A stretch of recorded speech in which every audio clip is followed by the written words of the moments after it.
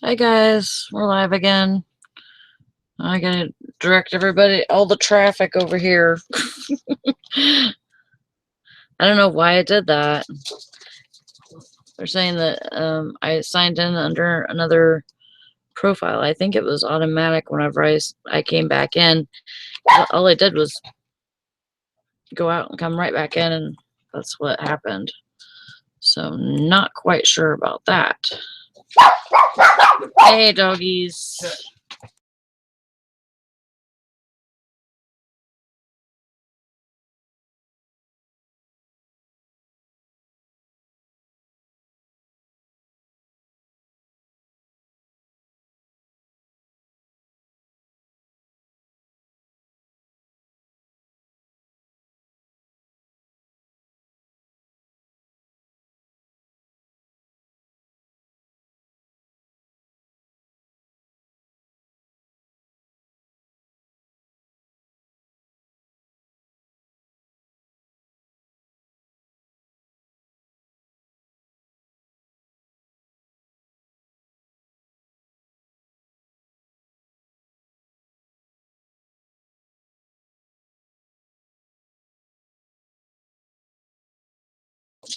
Sorry, dogs were barking.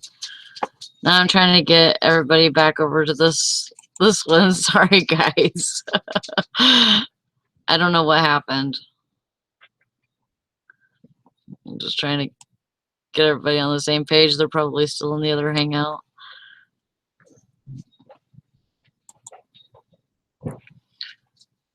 Hello again. Thanks for following me. Yeah, I have multiple chat personality disorder. I don't know really where I'm at.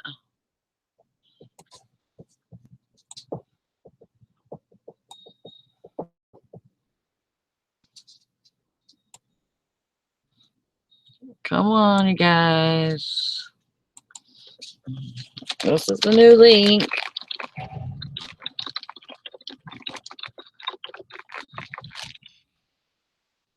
Well, guess what? If you want to come on, you can go to the Thrifting Bitches of Reselling. I'm going to put the link in there. If you guys want to come on, you can come on. And it's not a big deal. You know, it is live. But, you know, if you don't want to come on,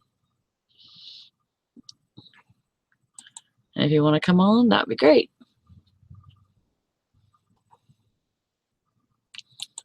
Just leaving it kind of open. I like talking to, you know, different people and keeping it real.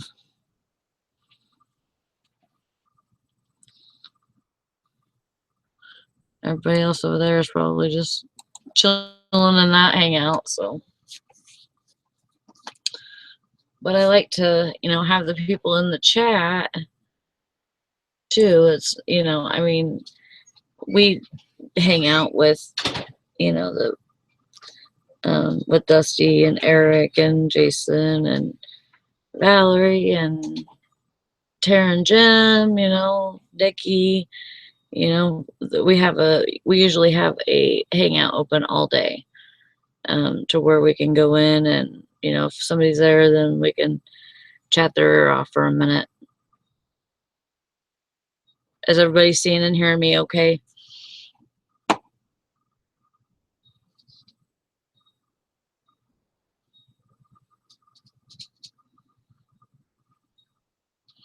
But yeah, we usually have one open all day, and then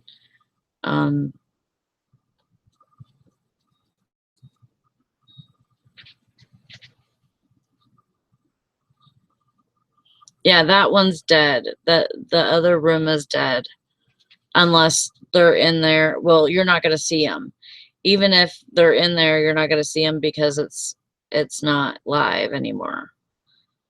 So, but they're probably still in the other hangout link.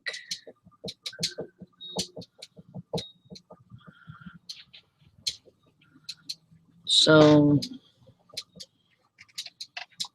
you guys are seeing me again, right? Seeing me okay? Well, you keep doing that, other Jason. I'm just, it's not a big deal, to turn on another one for me. I mean, I don't really care. If one dies, I'll just start it back up.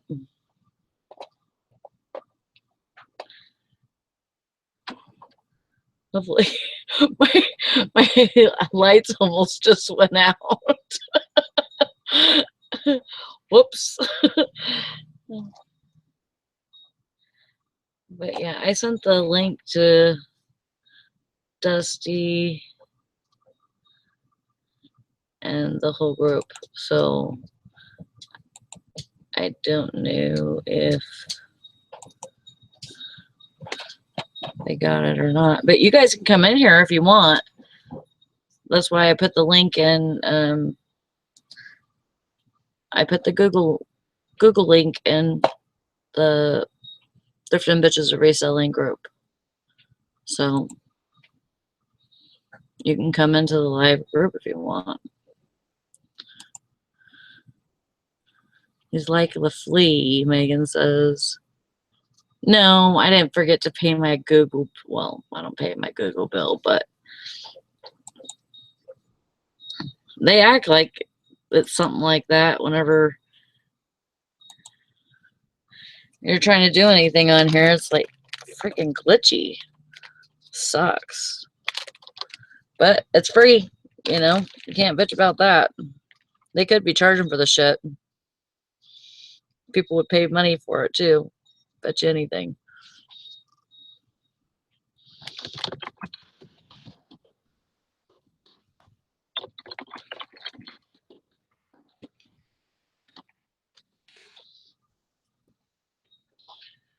So, yeah, just hanging out and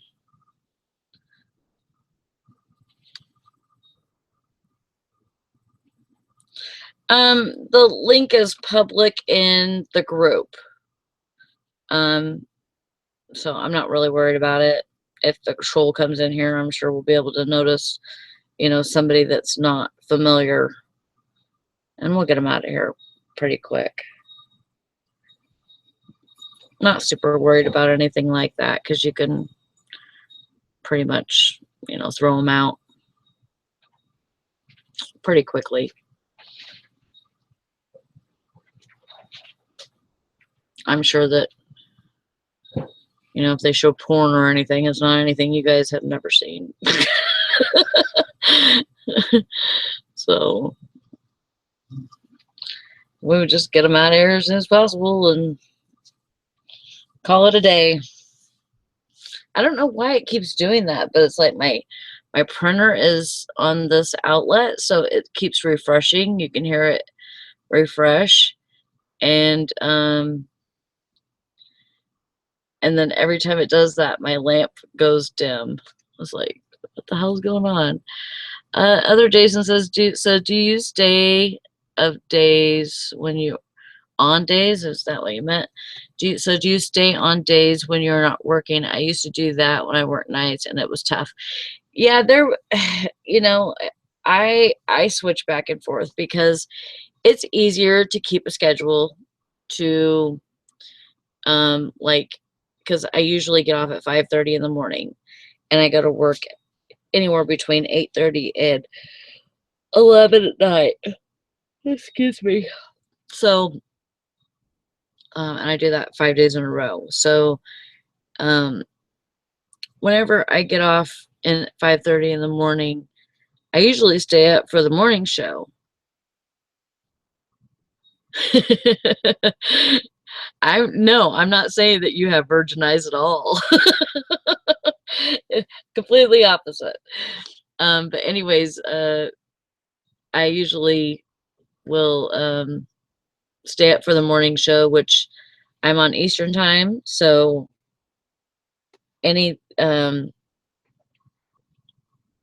so Valerie's show starts at 8, but it starts 9 o'clock my time. So it's from 9 to 11 instead of 8 to 10. So I have to stay up a little bit, an hour longer. Really, you know. So I'm staying up until 11 these are the days that I work.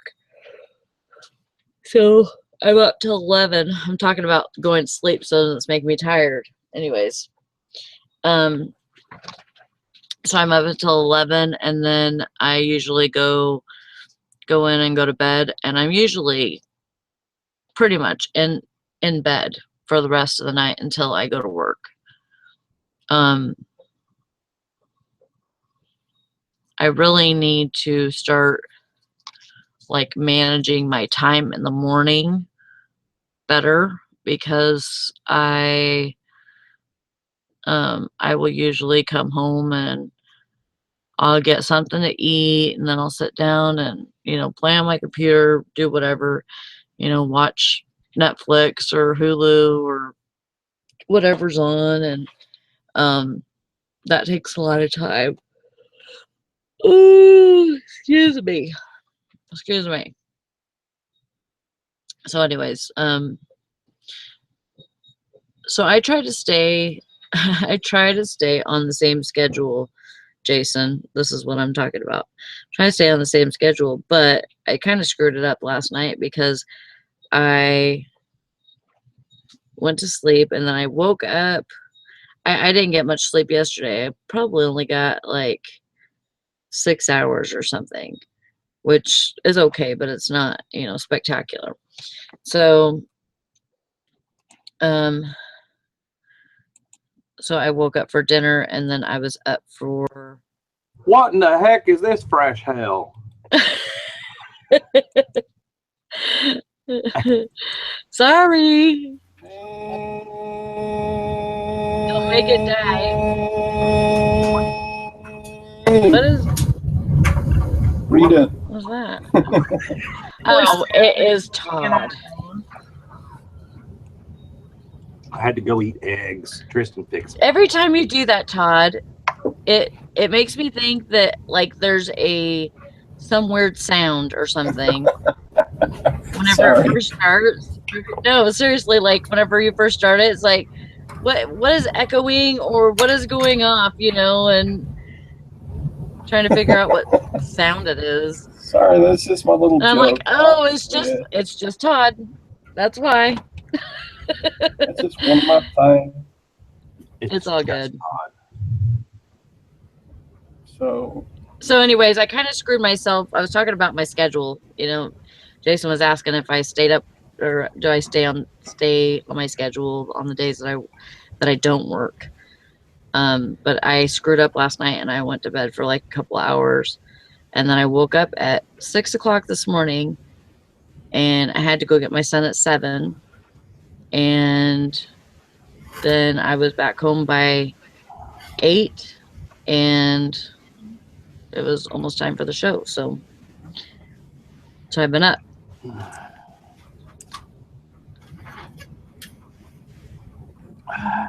Yep. I should grill something today. Isn't that the customary thing to do on Memorial Day? Yeah. I mean, Memorial Day is about honoring people that have died, right? Yeah, they won't be eating anything. Or catching 7-pound bass. You're awful.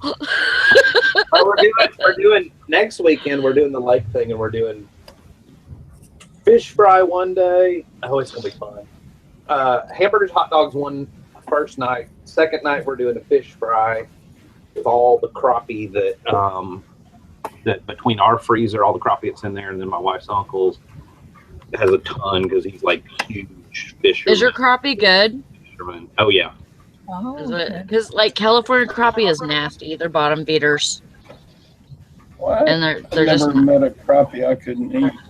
Well, I mean, you're probably asking the wrong person, because I like catfish and they're definitely bottom feeders. But I mean, I love any fish. Right. I like a lot of different fish, but I don't like, like in California, crappie is like the bottom feeder, which is like a dogfish here, a dogfish or I mean, we have crappie here too, but crappies are, I think, are better here than they are in California. Cold Better water. tasting. They're soft meated fish, but I think they do better in cold water. Yeah. And then Sunday night, we're doing a low country boil, which is what I'm more excited about, which is basically like crawfish and shrimp, red potatoes, corn. We have 2 huge Yum. turkey fryers that we'll fill with water, and we will literally boil everything and then just throw it on top of newspapers on a big table right after you drain the water off. So, okay, shrimp and Crawfish. I don't know if we'll do crawfish or not. Depends on if we can find them locally, but definitely shrimp. Shrimp and crawfish, red potatoes, onions, corn on the cob. You throw it all in a big pot and you boil the crap out of it, and you throw it all on the table. wow, never had Hot that. sauce and cold beer. What do you call it? A low country boil. A low country boil. Puppies or no? That's more of a more probably a Louisiana kind of thing, but it's still sort of a southern thing. If you lived up north, I guess maybe they'd call it a clam bake. Oh, Maybe. I've never had it here before either. So, Here, look at this picture. Look at this picture on that page that I just sent you. See how it's just newspaper laid out and everything dumped in the table, and hot sauce and beer and.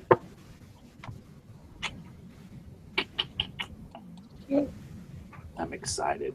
Yes, I oh did. get my wow. eggs. Tristan gave up on waiting on me to fix eggs, and she went in and scrambled like 7 eggs. The dog got 2. Everybody got 2.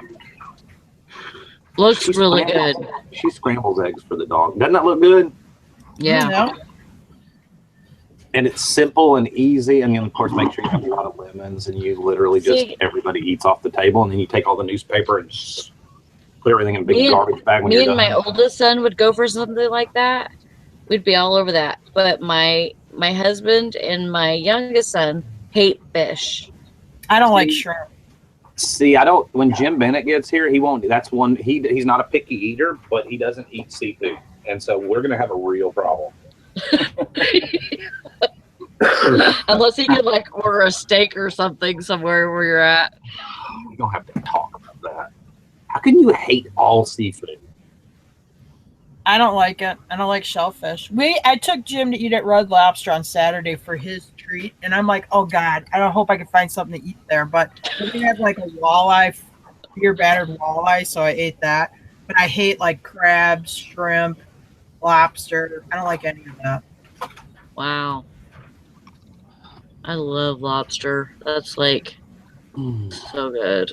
I don't know, it feels like that weird fish to me. I just don't like it. I'm surprised that you can eat like the walleye and stuff then. I like fish, but I also like it's beer battered, so Yeah. a couple of tartar sauce and beer battered.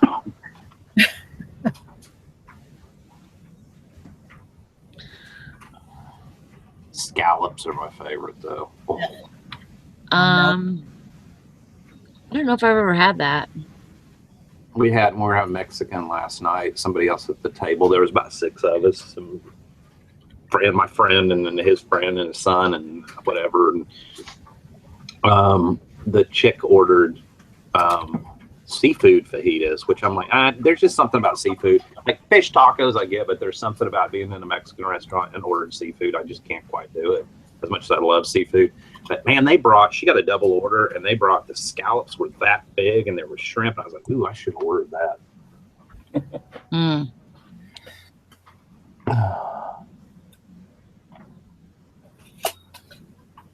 Mr. Sadie, I like that Photoshop picture you sent Dusty of that fish. Photoshop. Yeah.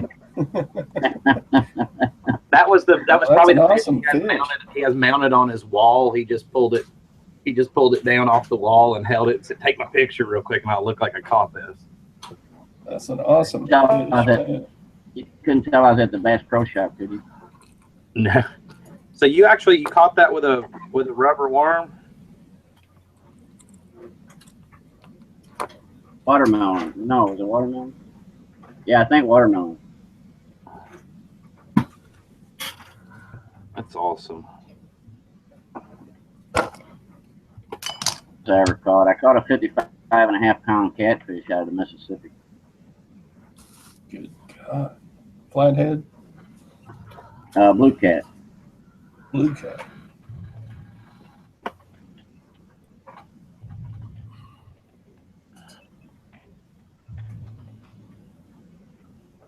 Oh.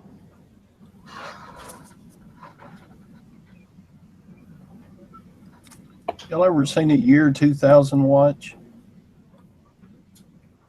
No. Like a Millennium watch. Yeah, it's like a regular watch. Like the year we thought that all the computers were gonna. Do y'all remember all that? And when the new millennium and everything's gonna shut down, and then like it got to midnight and nothing happened. People that believe Right. that. They're like preparing for it. I'm like, you're nuts. Remember that they had that stupid commercial. It had like this real like primitive graphics where it'd be like a car going down like New York Street and then the lights would all go off. The car would shut off and everything. It says Troika on the back, Troika. I couldn't find anything on it on eBay. Pocket watch, Todd? Yeah, it's kind of like a pocket watch, and then to set it, it's got a hinge, and then you set it with the knobs, Looks cool. and it's got the digital down here and the regular hands up here. I got that at the estate sale Friday, but I couldn't. I'm here. I'm just Looking at it. eating. I Googled and I did eBay search, and I couldn't find it. I don't see. I googled the brand, and I see some on Overstock.com. It may just be one of those brands that make really cool looking watches, but they're not really an established brand. Yeah, it didn't look like anything super high quality when I opened it up and put a new battery in it.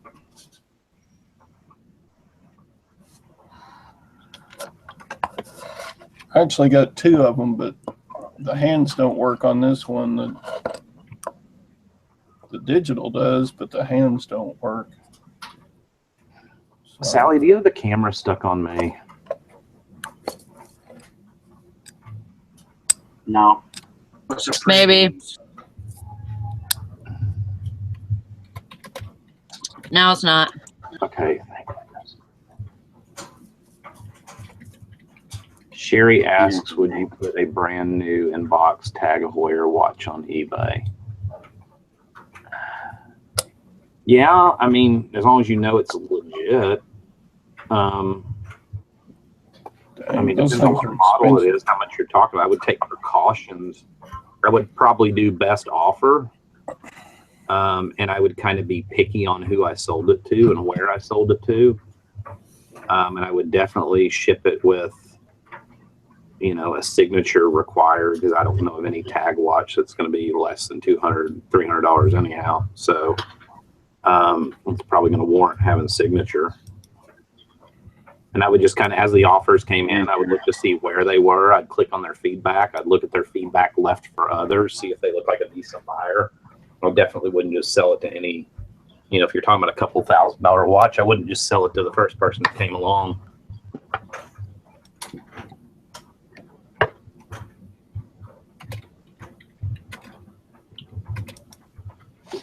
Oh, there's so much to do today. Not really.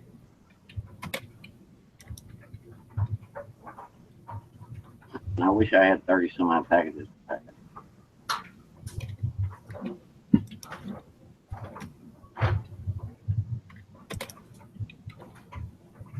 You wish you had what? I should stop complaining. I wouldn't packages or whatever you got to pack. 32. But yeah, I mean, that's since Friday too. So that's Friday since I quit, since the mail ran on Friday. So that's Friday, Saturday, Sunday, Monday. That's 3 days. I mean, it's still good. It's definitely up way above where I was before, but No, that's awesome. But it's not just one day's worth of sales either, though. I like to do 32 and 32 sold in one day. That'd be awesome. Yeah, boy. What's the most you ever sold in one day, quantity-wise? I don't know. Probably 20, somewhere in the neighborhood of 25. Maybe. Yeah. The other thing, and Eric and I were talking about this, that I had forgotten is that, I'm always really adamant about keeping promotions and promoted listings going and markdown manager going. And I had let some stuff run out and had forgotten about that. And it had been about a week since I'd had any kind of promotion going. And I think that really killed my sales too.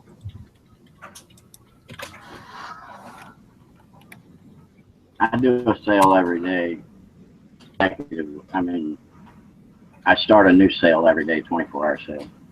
Yep. I went to, and Eric was one that got me started on that. I went to doing more like a 36 to 48 hour sale. And the reason being, and he pointed this out, and I got to thinking about it, and it makes sense. It was either Eric or Jim Carey. I can't remember. Was it you, Jim? Jim doesn't do that. He doesn't run sales. But it was, and the reason being, not everybody is right by their computer or checking their email. So, well, I mean, we are as sellers, but the average buyer isn't always doing that. So if you run a 24-hour sale, it takes a couple of hours for eBay to send out that notification, to people that are watching one of your items or whatever. Hey, this is on sale. They may not see it in time before the sale ends. You know what I mean? So I've started going from 24-hour sales to more 36 or 48, and it seems like I saw a little bit better difference. I'll have to try that. I don't know. I've just been playing around with different stuff.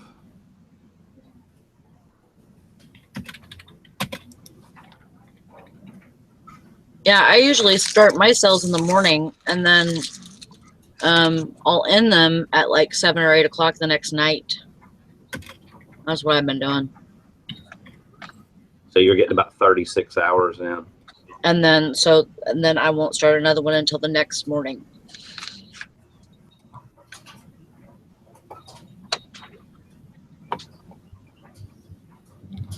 But it's interesting. Eric did the same thing. He had forgotten to run some promotions and promoted listings and stuff. And we were looking at our graphs together the other day. And he's like, man, the minute I did it, boom, my impressions went up. And I had a really good sales day and stuff. So.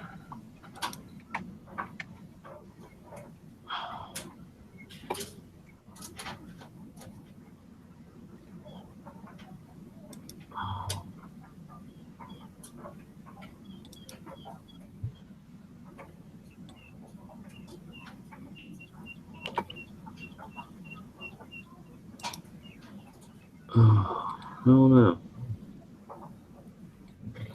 I think you definitely can become stale though if you just stick your stuff out there and never run any promotions. Or, I mean, it really depends on what you're selling.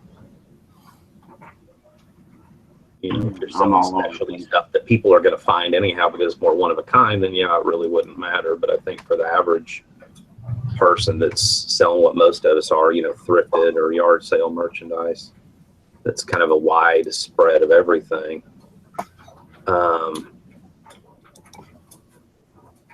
I think you definitely have to do something to edge out your competition.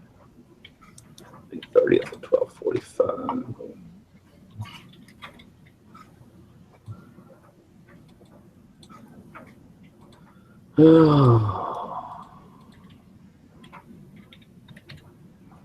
That promoted listing stuff, Dusty, that Yep. seem to be helping you. Yep, promotions and promoted listings. Does anybody else use that? We tried promoted listings. Is that the one where you have to have multiple listings on a thing? We tried it a little bit. But most of our multiple listing are these small engine parts. And it didn't really do much for them, but you got to have the guy that needs the part and is going to go find it. Exactly. See, that's where I think your inventory is definitely different on stuff like that. Yeah, my multiple listings right now is mostly like Briggs and Stratton parts and pumps and stuff like that. We have a electronic fuel module. I think he might have put it on there, and I don't think it really increased that. Now, I will say it depends on the week. We usually sell 2 to 3 of those a week. They go for about $80 a snap, but it didn't really help sell those at this thing. No, Yeah. I tried, and there was about 15 different items that we had multiple items of, Yeah. and it didn't work for us. But I mean, Yeah. if you have a lot of the same item, a lot of duplicate things or whatever, I mean, yeah, it'll probably work. Yeah. Just if for our model, it doesn't work well. Right. We don't have most of our. I mean, 99.99% of our stuff is one off. We don't have much. You know, where we have like 20 of a single item. We rarely ever do retail arbitrage. You know, all our stuff is from like estate auctions and stuff like that. So 99.9% of our stuff is one off. Well, don't they have another, like, a percentage of your selling price, even if it's a one-off item? Yeah. Or is that Yeah, just for multiple? You can set the percentage for. Yeah, you pick what percentage you want to pay them, and I don't know exactly. I did the 5% like what? I always click the apply trending rates. I used to go really, really high, and I switched to letting it pick the trending rates, which usually ends up being about 5%. And I saw just as good a success with, you know, the lower. So I think I was wasting my time going, hey, I'll give it 20%. You know, it really was kind of just wasting money. And that's where we were at too, was 5%. Right. That's about what the trending rate was on everything we had. Did you do any more of those? Or Nah, I did you let kind of it gave go? it. It was just, it's like Bonanza. It just wasn't. It wasn't. I wanted to see some results, and it didn't give it. So I fired it. I need instant results. You fired Bonanza. He can't get out of Bonanza though because it won't let him. In the Bonanza. I gotta call him up. Oh. I guess. He keeps telling him he wants to end it, but it never ends it. It keeps incorporating our eBay listings. Yeah, or and whatever. then I'll sell like $150 boat blower unit or something on there, and I'm like, well, hell, I'll keep them for a little while longer. You know, another one. I wonder if you can revoke. Does Bonanza work by just looking at your listings, or do you actually give it back in permission to look at your eBay? I gave it permission. I think you can revoke that. You can go in through your eBay account and you revoke that permission. Yeah. I can't remember. It'll take me a minute to find that one. I'm in the intro thing where it doesn't cost anything. I only have to pay them if they sell something. So I just leave it go. Yeah. I use that TrueGether also. That's another one that once in a while it'll spark one off, you know. And You couldn't make a living on it. yeah, it don't charge me. Yeah, it doesn't charge anything but the sales fee, which is comparable to Bonanza and eBay. So Right. and then you could pay extra to get into the, you know, higher level, you know, where supposedly you get more views and more sales. But I never make that commitment because I want to see something on the if it's going to pay on the pay end, it should pay on the trial end too. And it's not paying, you know, I'm not getting more than like 2 or 3 transactions a month, you know, so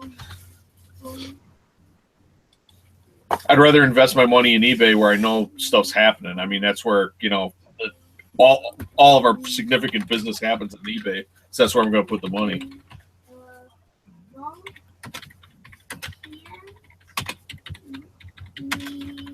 Yeah, I think it's managed subscriptions. What about the second one today?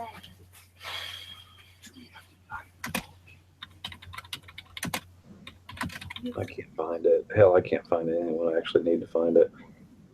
But then sometimes we do get, like you said, we get lucky on Bonanza and we'll knock off like $150 lower unit for a boat or whatever. I mean, Right. sometimes we've knocked off some decent stuff over there.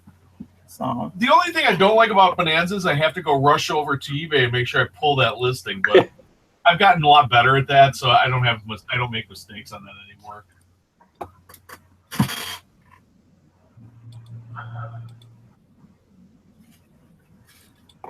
Yeah, you'd think they'd have that figured out by now.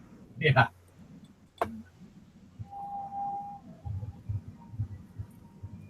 Mom, it keeps falling on the same one. Oh, something. The top one? Anything I need? Oh, you already asked it. Okay. Okay, then go to the box. Okay, then go to the next one. Are you making homemade ice cream today? Me? Yeah. Why? That This? box that's been sitting on your desk bothering me for. Oh, is that I just vintage? listed it. I got to take it out. It's just still sitting there. Yeah, I'm making ice cream in an old 1960s ice cream box. And then Well, I'm I going couldn't, the way it was sitting, I couldn't tell if that was vintage or if it was just a newer box made to look vintage. Oh, it's an old Hey, one. I'll go grab that Beatles box. And well, I'll send you some of that. I'll make it with horse milk, put some strawberry in it, and then I'm gonna send it to you. I'll make that out of bull. I make that out of bull butter.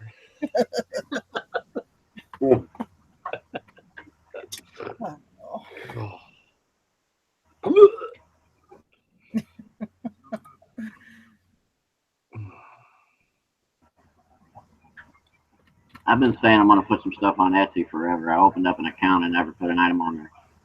I've never did anything on Etsy. I think I still owe them 10 cents. You know what? I'm going to go pay them right now. If I can remember what my actual login or account name was from a gazillion years ago.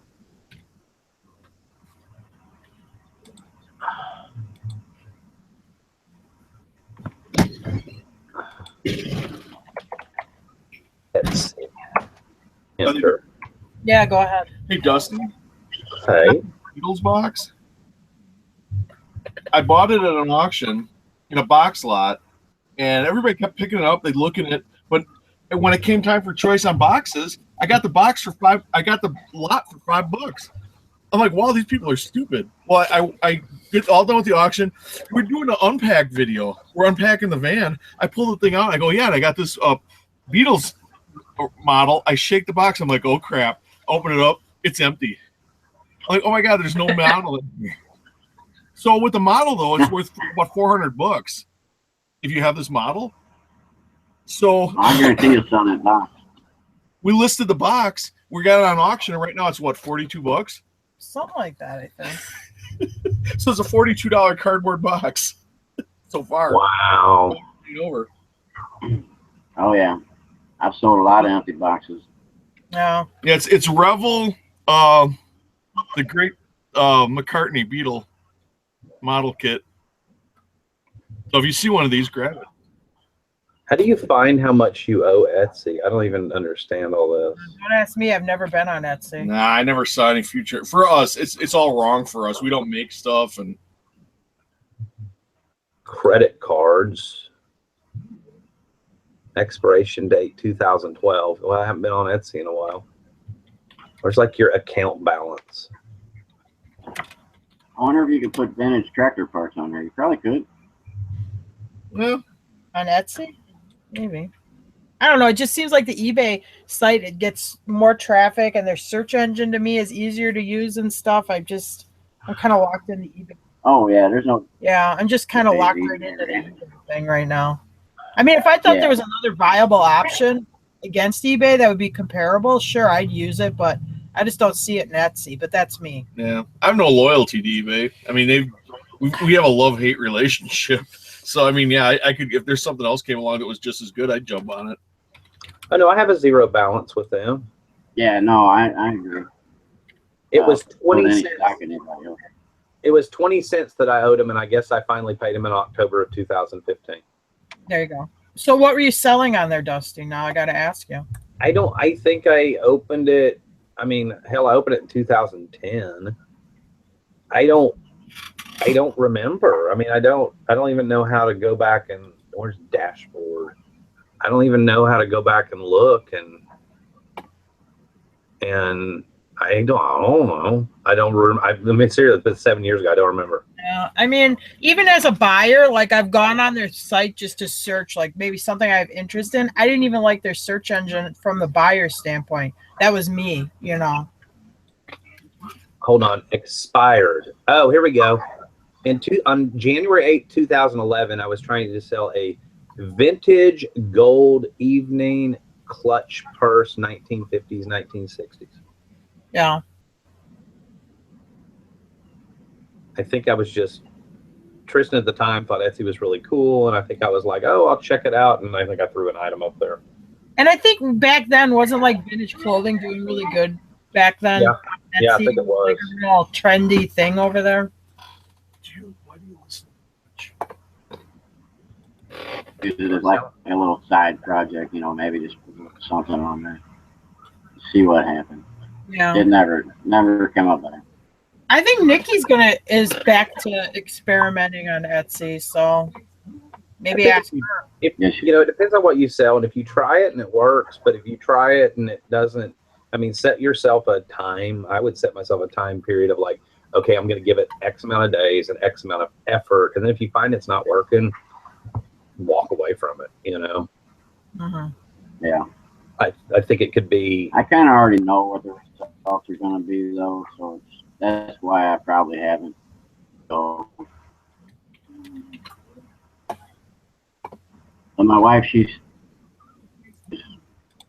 threatening to start making stuff. You know, I bought her expensive machinery to make different things, you know, crafts and whatnot.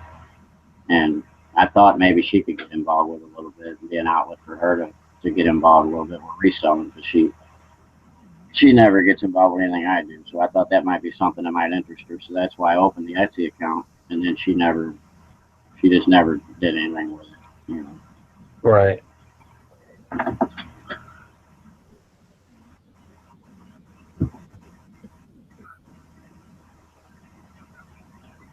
It sounds easy, you know. We can make a whole bunch of these and sell them. I'm trying to make them.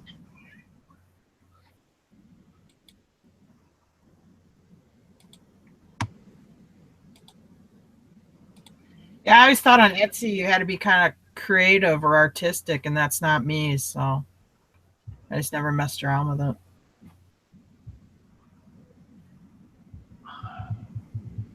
Yeah, I think that's more what it is.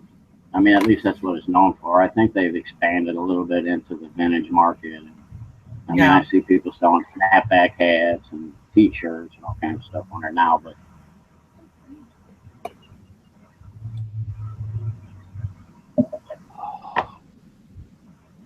Oh, I need to get into something today. Are you gonna do your shipping? Maybe. Maybe I'll just do the easy stuff, which means like probably 22 of them or so. Probably 2/3 of them are probably like bubble mailer, and I'll just knock that out, and then I'll leave all the hard stuff for tomorrow. And then tomorrow morning I'll be like, you could help me and Jim do our project of fencing. do what? Fencing. You could help us with that. Be a lot of fun. Good exercise.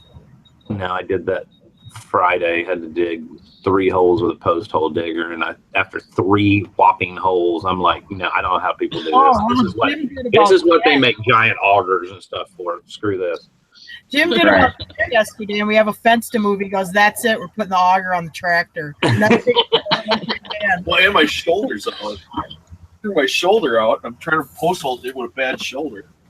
Well, it was, and I'm like, so I asked my wife's uncle, I'm like, where do you want these? And he's like, well, I want them right there next to the camper. And he's got this big, huge lot there at the lake, and he can back his boat up. He's like, I want it on the other side of the boat. And I'm like, he's like, right by that drainage ditch or whatever. I'm like, dude, that's right by the packed road and everything. And you realize that's not going to be dirt all the way down, because they put in this huge drainage ditch with these, big pieces of limestone rock. I said, I'm going to hit like rock. So sure enough, I get down about 4 feet, and it's this nice layer of packed rock and sand. And I've got flip-flops on, so I'm having to stand with my feet like 6 feet apart and not slam the post hole digger down into my thumb or whatever. I'm like, dude, you could have warned me. And he's like, if I'd have told you were going to have to come out here and dig holes, you wouldn't come out. And I'm like, yeah, you're right. No, it wouldn't have. If I wanted to work, I'd stay home. Dusty, you obviously were not drunk enough. No, well, no, he waited till I had a couple beers, and he's like, "Oh yeah, we need to get this done." I'm like, "Really?" He goes, "Just sit down and have you another beer." And I'm like, "Really?" Not a good idea. I thought I was coming up here to fish. I didn't mind doing it for him. I don't mind helping him out, but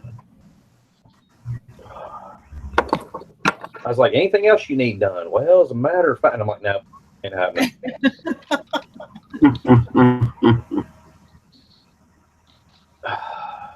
He needs the whole entire his gray water and black water tanks flushed out in the camper. I mean, it's campground. It's got permanent, water hookups and all that. But he's kind of new to the camper thing, so he doesn't understand like how those systems work, and that you have handles that open them and close them, and how to flush them all the way through so you don't have solids sitting in there. And so he hasn't really been able to use the bathroom in the camper, which is not a big deal because there's a bathhouse like literally 30 feet away. And it's got really nice, clean bathrooms and stuff. But I'm like, dude, we need to fix that. And he's like, yeah, I need to get you up here. And I'm like, oh, I do not feel like dealing with shitter tanks on a camp. No, that's going to have to wait till another day. So I think I'm going to go up this week and help him. I mean, it shouldn't be a big deal. I'm just going to take a couple gallons of bleach and literally just... Was that off? Pour bleach in the tanks and then run some more water and swish it all, and then pull the handle and get it to drain all through the tube. I mean, it's just, I don't do sewage. It's not my thing. I have a lot of respect for plumbers. Let's just say that. You might have a flush valve on that, Dusty, where you can hook a hose up to. He's got one, and he said he tried it, but he doesn't really know what he's doing. Like one of his hoses for the water was just sitting there squirting out water. And I'm like, Rick, what is going on here? He's like, oh, it's been leaking for 3 weeks. I don't pay for water here. I'm like, do you have any washers? And he goes, yeah, look in the golf cart, and there should be. I walk over there, all it is a washer. It was literally like a 20-second fix. That's just not his area of stuff. So I don't know if he's using the valve right or wrong. And it was a learn. Like when we first got our camper, the guy that had the campground taught me a lot of stuff. Ours didn't have a flush valve, and he's like, listen, if you have a camper and it sits here at the lake and you only come every couple weeks, he said, there's things you need to do. You need to put bleach in there. He said, you can try the Red X and you can try all those other things. He said, I'm telling you, good old fashioned cheap bleach works the best. But he said, you need to leave. You need to, I'm trying not to be graphic, but you need to do your pooping and your peeing and all that kind of stuff with the valve closed. And toward the end of the week, when you get ready to leave or halfway through the week, then you need to pull it so that it literally sucks everything down in one big, you know what I mean? Don't leave it open the whole week you're there, because it's not going to have any incentive for the solids to go down. They're just going to clump up in there if there's not any liquid for them to float in, so to speak. I just got really gross. Right. Sorry. So he taught me a lot, and I've just got to pass that on to Tristan's uncle, to what I learned in the couple of years of having a camper, of how the best way to do it is with something that doesn't travel down the road. That's the other thing with a camper that never moves. You don't have any jiggling going on the road, so that's if you don't do it right. Ideally, if he planned on never moving that camper again, the best thing to do would be spend a little money and just go ahead and pull the tanks and straight pipe everything. But yeah. All right, there's your poop and pee talk for the day. There you go. Yeah, if you don't know. Do what? You cut out. There's going to be a shit storm up in here.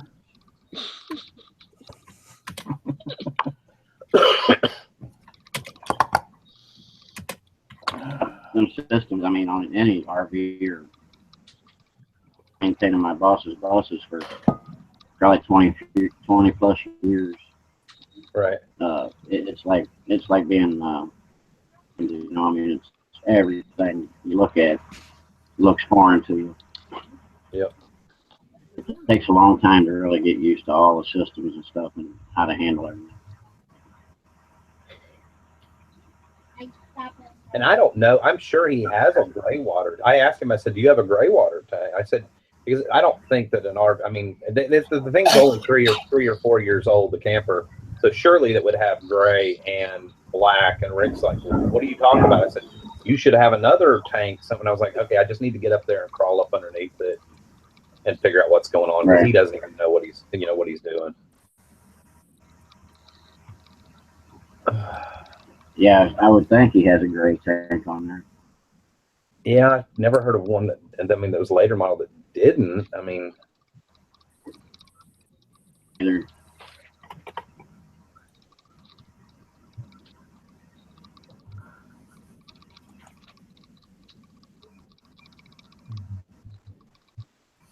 what are you doing, Valerie? Did you wake up?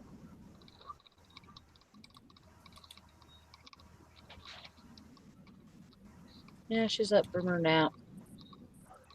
She feels better. Ready to go dancing. She's sitting there talking to us without a mic. No, she might be in there smoking in her other room, Later. getting a breathing treatment. Sorry, that's Just different. throw her under the bus.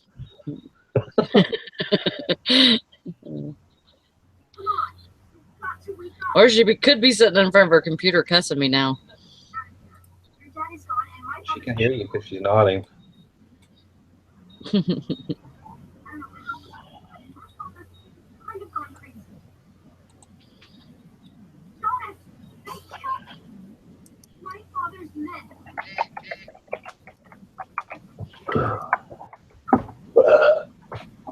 Nice one. Get it.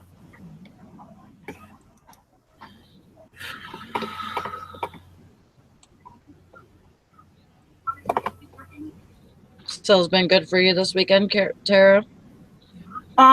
Saturday was good. Yesterday was slow, and then today I've done 323 so far. So today's actually pretty good.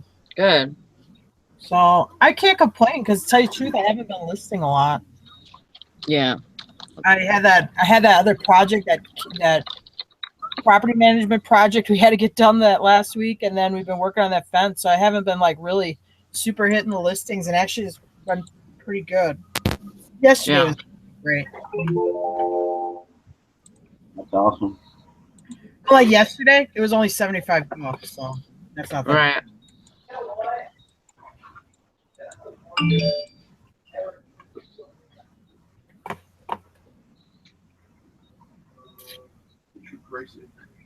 Oh, we sold another thing? Keep it coming, boys. I sold another Butterfinger today last night for $11. Wow. Is that like jalapeno or it's like a Yeah. spicy one or something? Mm-hmm. Like the candy bar. Yeah. Yeah, I had them at 10, but I raised it to 11. Your candy bar thing, we have a shop go in town, and they had clearance out these bags of M&Ms that are like some limited edition coffee flavor. They're like 90 cents a piece, so I bought some of them.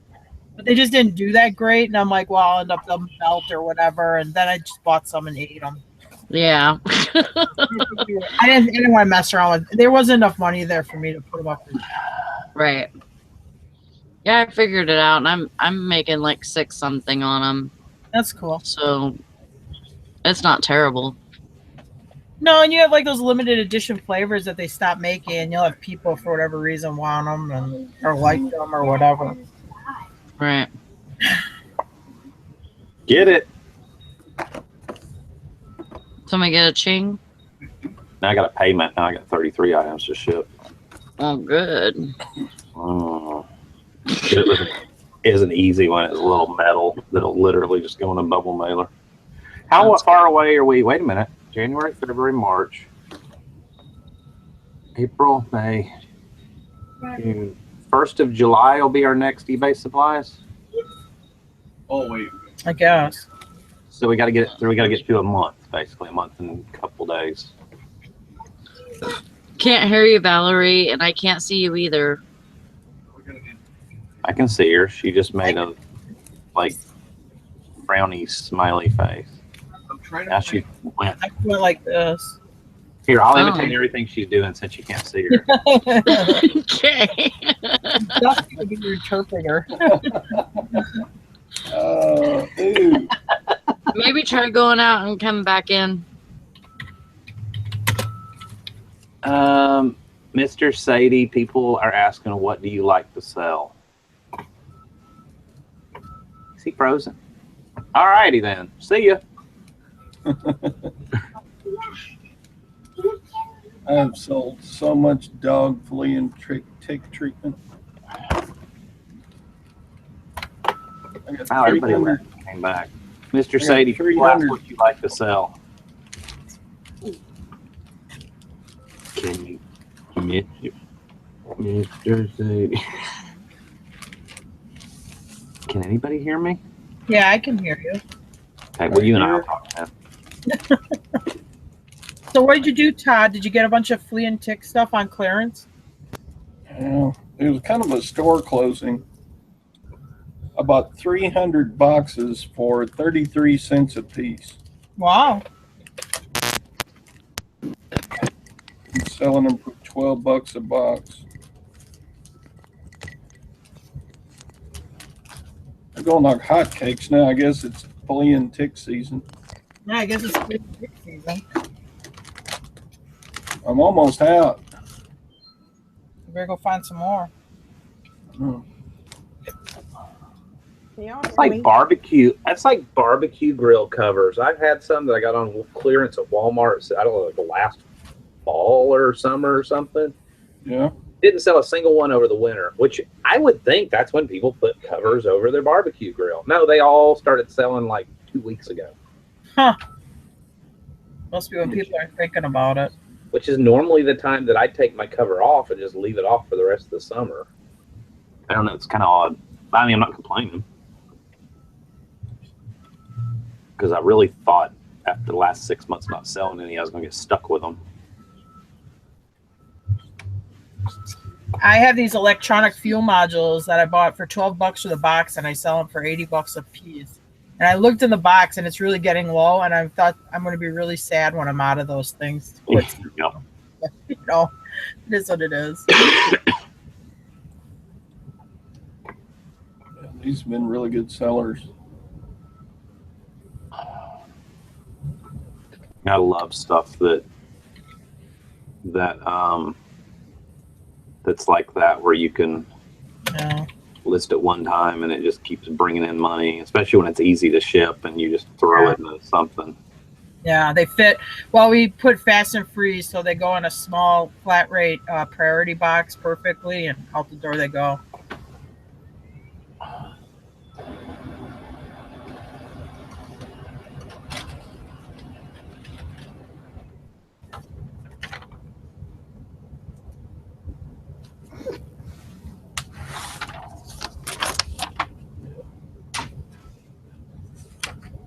All right, I got a question.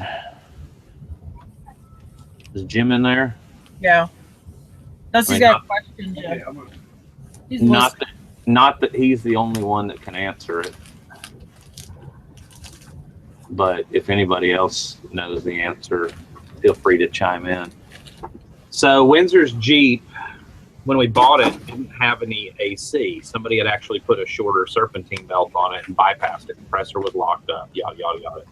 So got mechanic friend I got a brand new compressor, you know, all the receiver dryer, and he vacuumed it down, all that. Anyhow, thing works great. It keeps blowing. Believe it or not, on the Jeep Grand Cherokee, there is a separate fuse in the fuse box under the hood. There's a relay and a fuse that are specifically for the AC clutch, which I didn't know that. I don't know. I guess I know maybe some other cars are like that. I didn't realize the AC clutch had its own fuse and relay, but maybe it's just a Jeep thing. It's a 15 amp fuse. And what made me think about it is that's something I got that I actually sell, is this specific style of fuse. And so I got lucky and had one. Well, the air hasn't worked in our Jeep for like a week. So I took it back to the guy, or ran back by the guy's house that I got the Jeep, and he goes, yeah, when I first put it in, there was a blown fuse. And I was like, oh, he said, so check the fuse. If that's not it, let me know. I put a new fuse in it. 30 minutes later, it's blown again. So I've obviously got a short somewhere. Is that something you've ever encountered? Do you have any idea where I could possibly start looking? Yeah, I would probably start with the relay. The relay is a switch because there's too much load. Because it's too much load for a regular switch. I mean, that's what the relay's for. I mean, it's going to be, it's for starting something that requires it. That's like where your car switch, your key switch doesn't start the car. It activates a solenoid, which runs a heavier switch, that low starter. So your air conditioning compressor switch has a higher load. I'm assuming that's why it's got the relay. So what might have happened was that relay maybe stuck or something, and what's happening is when it goes to turn on, it's too much of a load when the compressor starts, and it may be popping that fuse. So the relay going bad or being bad could cause the fuse to keep blowing. That would be my first guess. Yes.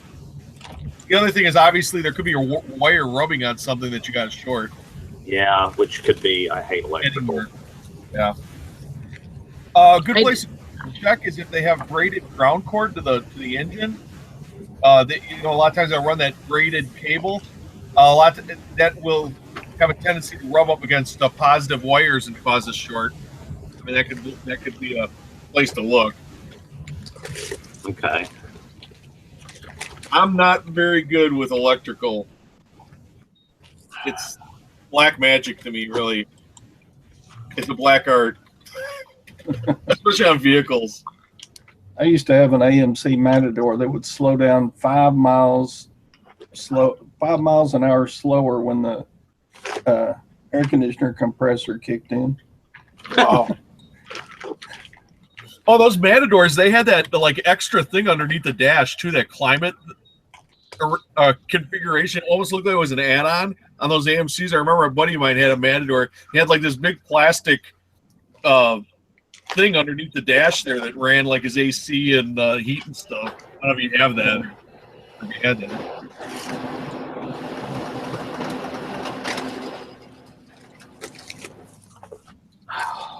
I always kidded him because it looked like he went to J.C. Whitney, bought it as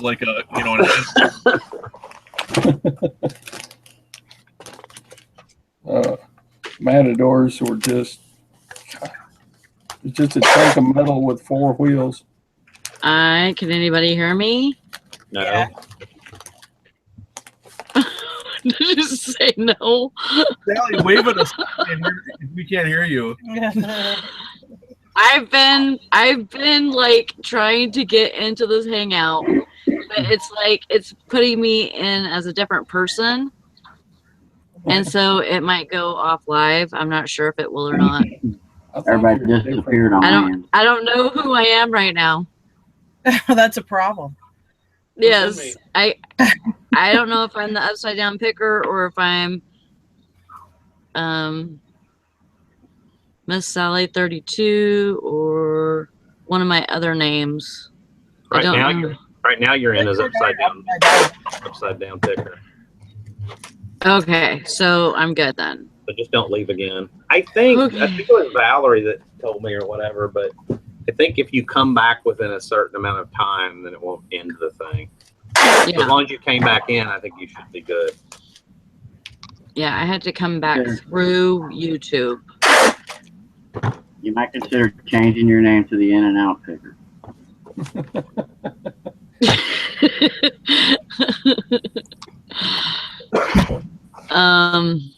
Yeah, that was messed up.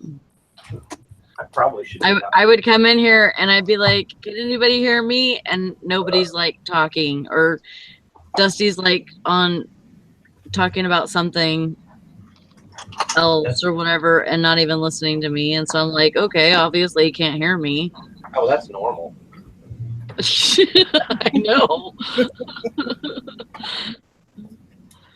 I know it's normal. That's why I didn't know what was going on. My feet are cold. I'm going to find socks.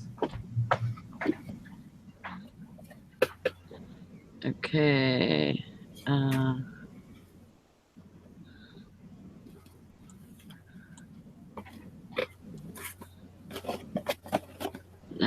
I am looking for chat.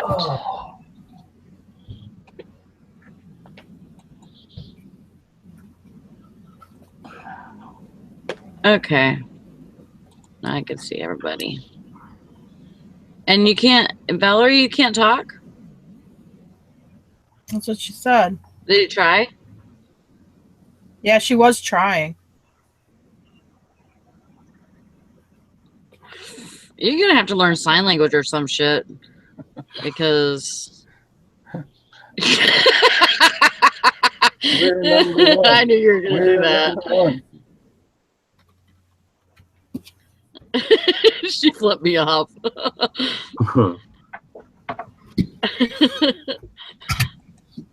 Something other than the bird, Valerie. The big bird. Do you have your headphones in? Oh, I love you too, sis. Maybe plug your headphones in. You don't want to? Fine, screw you then. You can't make bosses. Oh, you tried them. They don't work. Maybe you just need to give your old computer a kick. Val is the silent picker. Maybe she needs to give you. She's the Charlie Chaplin picker.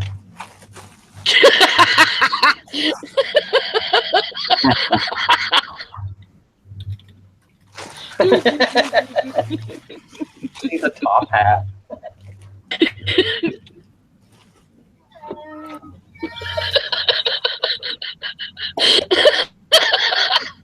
She's dying laughing. You just can't hear her.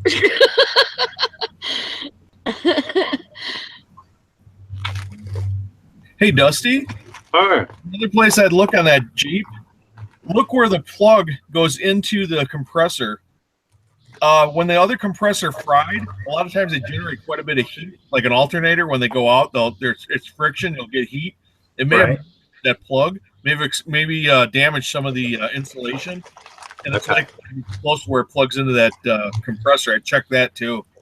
Well, I may just take it back to him because he's got, like, this guy has the latest, greatest, $5,000 Snap-on scan tools and stuff. I mean, like, he's got a serious garage in his backyard. And I may just see, and I don't know that if scanning it, I don't know, it hasn't thrown anything on the dash. I don't know if it could have thrown a code, and he might be able to find it quicker. Plus, he's got a lift in his garage. Well, and he does it all the time. Exactly. So he's someone who experienced these problems. Knock on wood, our air conditioning hasn't given us a trouble on our Jeep.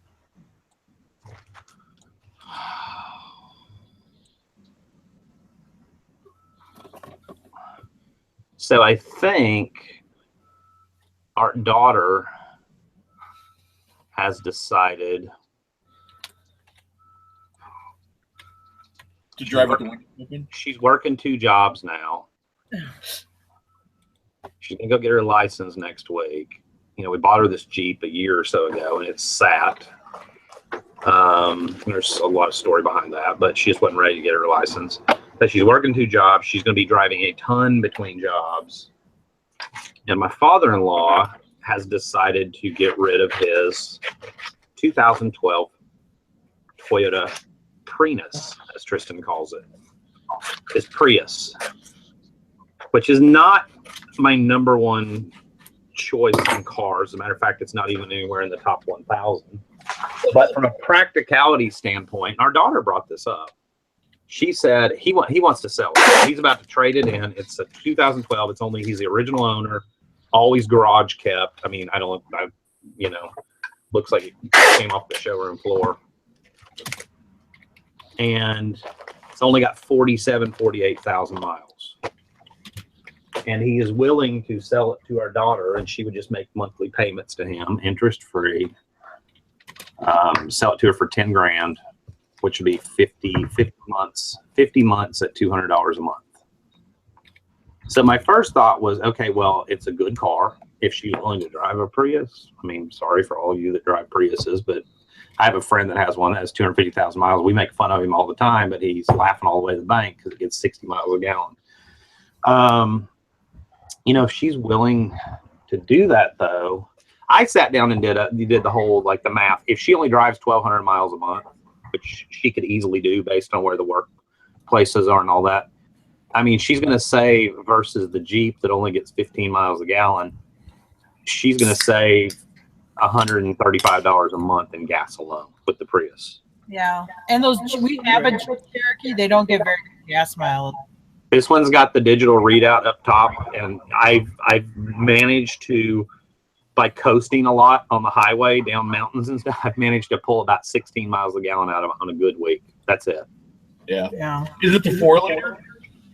It's the inline 6, whatever that is. Yeah, it's going to be 4.0 inline 6. Yeah, that thing sucks gas. It just loves gas, and I can't explain it. It's crazy how small the vehicle is and how much fuel it consumes. Mm-hmm.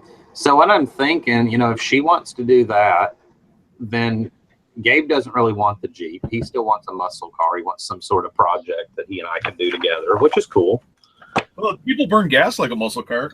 Okay, I mean, So, Lord, that kid, when he gets his license, he won't leave home anyhow. He'll probably put 100 miles a year on a car. So I'm kind of toying around. The Jetta has 168,000 miles. It's not going to last forever. It's still running great, But I think, it's that point where you get with a car, and I guess because I've bought and sold and owned so many cars over the years, I'll hold on to a car until I feel like I'm pushing it. You know what I mean? Like, yeah. If the clutch goes in that Jetta, or the transmission it's a manual transmission, so it's probably not going to go, or the engine goes or whatever, it's literally, the car's not worth enough. It's not going to be worth fixing it. At some point, if I keep pushing it, I'm going to be stuck with a Jetta that literally is a yard ornament. So, or I can get rid of it now while it still runs really good, and it may go another 50,000 miles. I don't know. But see you later, Mr. Sadie. Thanks for coming on. Hi, Mr. Sadie. We know we can't hear you. Bye. So I'm thinking, and Tristan likes the Jeep, and believe it or not, the Jetta gets 15 miles a gallon. It's an inline. It's actually an inline 5. And it's a 5-speed, and it gets the worst gas mileage. Yeah, we're not Volkswagen people, but I will say we recently bought a Volkswagen Bug. Because it was cheap, but typically either of us, we don't really like Volkswagens. Well, the only reason we bought the Jetta is because it was cheap. We bought it 4 years ago. We bought it from our landlord, who was the original owner. We paid him $5,000, I think, for it. It only had 100,000 miles. It was a steal. It's been a great car for 4 years. Yeah. We're just kind of over it. And so now I'm thinking, okay, and then we got the flatbed, which flatbed's great, but it's kind of the point of like, the flatbed's really not practical for where our business is right now, because it doesn't have high enough sides. So now I'm like, okay, now we've got a chance. We've got 3 vehicles, potentially a 4th coming, and a motorcycle. And we need to like get rid of some stuff and get into stuff that's more practical. So I'm thinking about just swapping everything around, Tristan likes the Jeep, maybe that'll be her car now. Get rid of the Jetta. Probably if I can, I'd love to have a van. I would love to find somebody that had a van that wanted a flatbed and just trade with them. Vans are awesome if you're going to auctions and stuff. You need a well-rusted 1999 E150 Econoline. But it's a Ford. Yeah, we're not Ford people either, but well, I am now. Quit trying to push your Ford off on me. They're like a Volkswagen. Once you understand them, they're not that bad. I used to hate Fords, but now they've been forced to work on them. Actually, I kind of figured it out, and it's kind of the same thing with Volkswagen.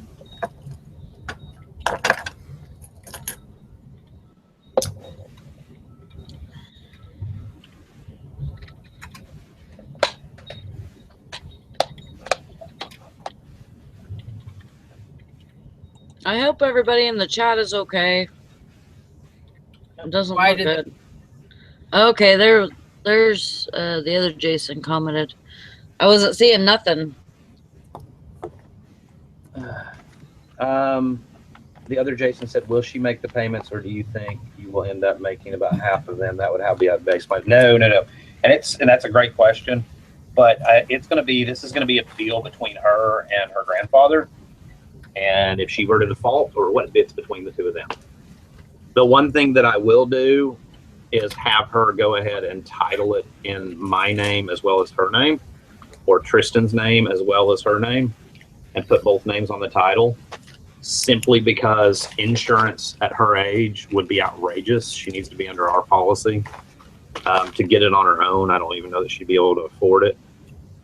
So I will have to, and I think Geico is going to require, in order to do that, Geico is going to require one of the main policy holders' names probably to be on it, I think. Yeah. I need to call them and ask them. But no, really good question. I thought about that, and I told her, I said, this is going to be between you and your grandfather. So if something happens, you default, you decide you don't, that's between the two of you. Which, to be totally honest, he loves her to death. And he probably would just let her get away with it. Yeah.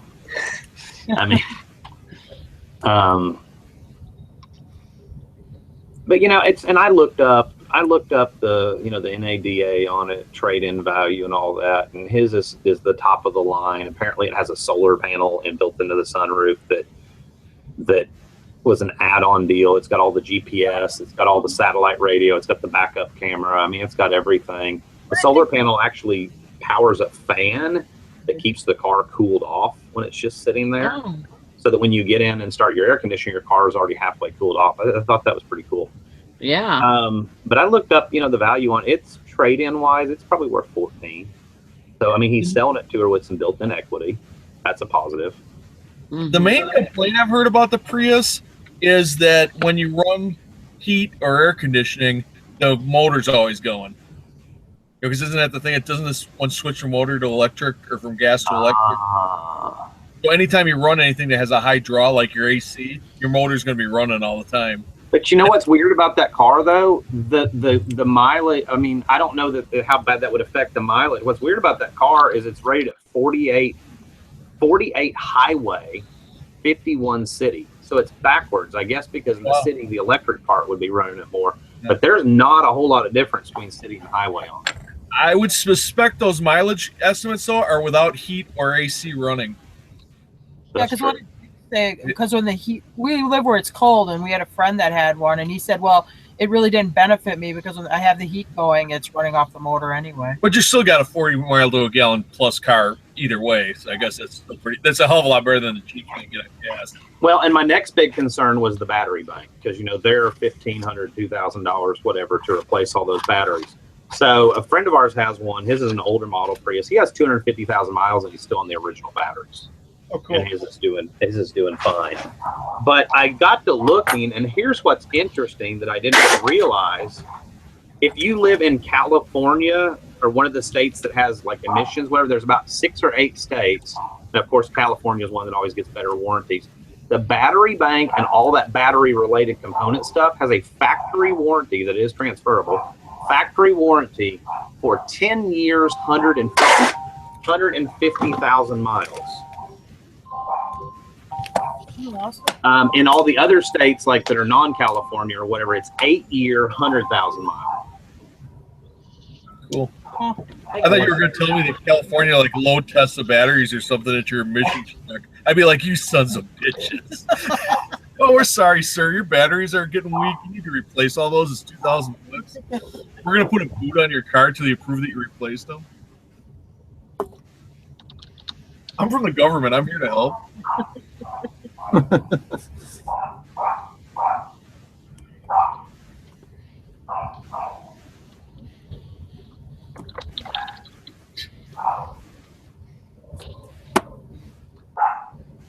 Hey, they're selling our vanity. You can go buy it back. How much?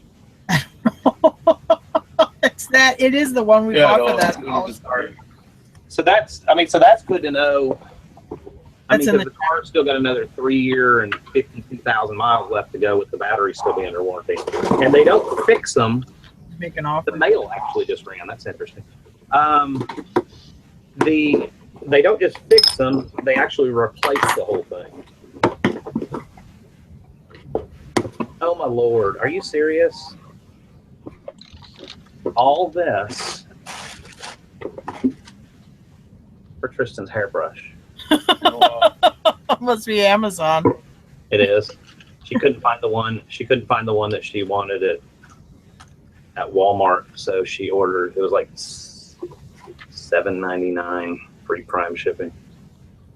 That's how I picture those Amazon people packing. They just throw stuff in with a couple air pillows and send it off the way. Like seriously, wow, what overkill.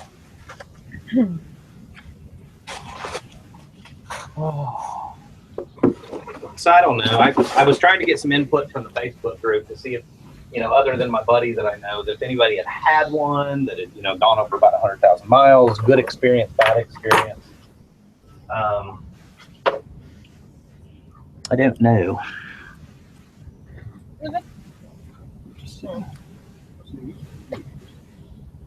Why is somebody gonna kick Sally's ass?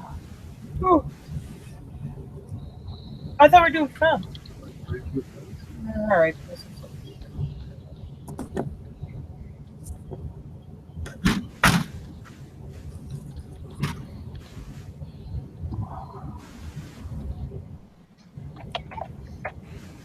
Oh man, kid, I can't.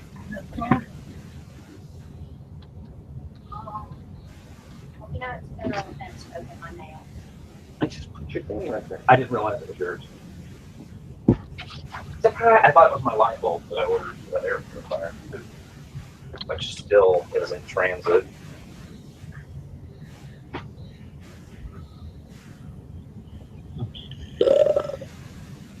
Good one. Nice one. It is.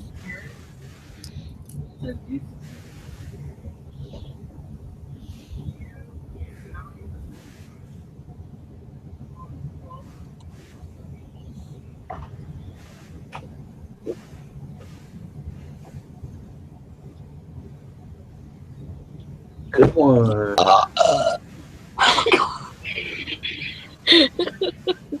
What do you say?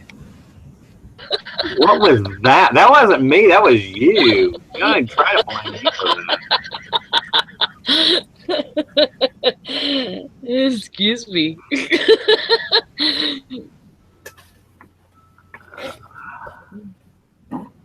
I didn't mean to. It just fell out.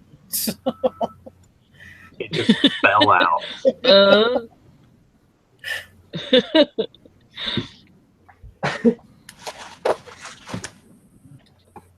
It just fell out. Once you get to a certain age, your body just has no more like control over those functions. Well, wait till you really get old, then, Sally. Shut up, that I'm older than you. No, you're not. I'm not? I thought you were younger than me. Nikki's younger than me. Oh, maybe so.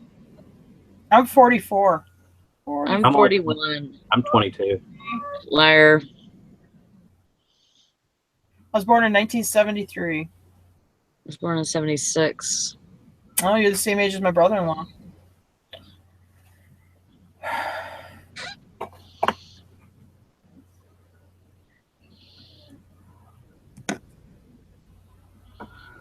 So, Dusty, you're born in 1994?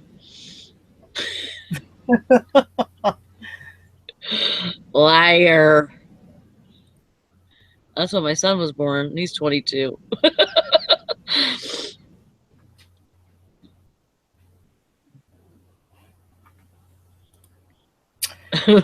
Milk pattern sphincter loss. That's about right.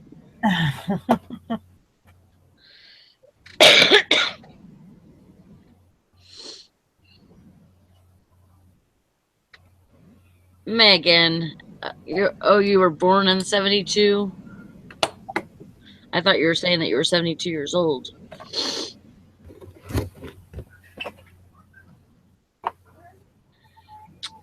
Robin, you're same age as Valerie.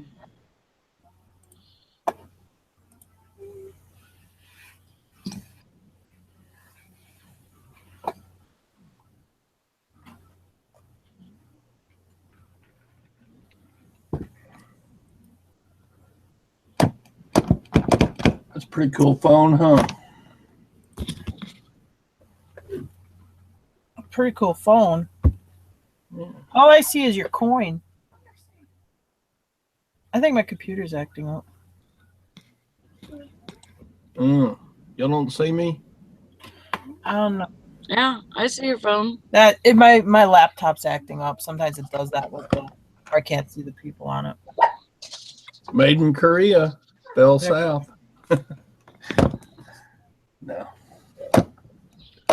What does something like that go for? I don't know. It's a repop. It's not a. I mean, I haven't even tried it. It probably works though. It's got the cords and everything. But yeah, you can tell it's a not a recent repop, but it's. I think they were making those in the 70s. Made in Korea. That's close to Wisconsin, isn't it? Yeah. Yeah. Just right over the ocean. Not too far from Nikki. Yeah.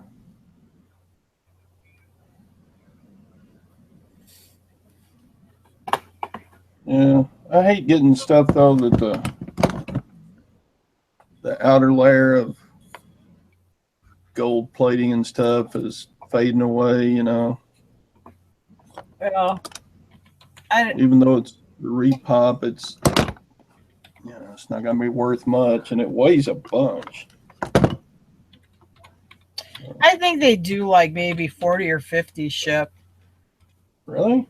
I think with the shipping though, so and they're usually kind of heavy. Rotary phones are doing really good for a while, and now they don't do so great unless you have some real obscure color. Yeah.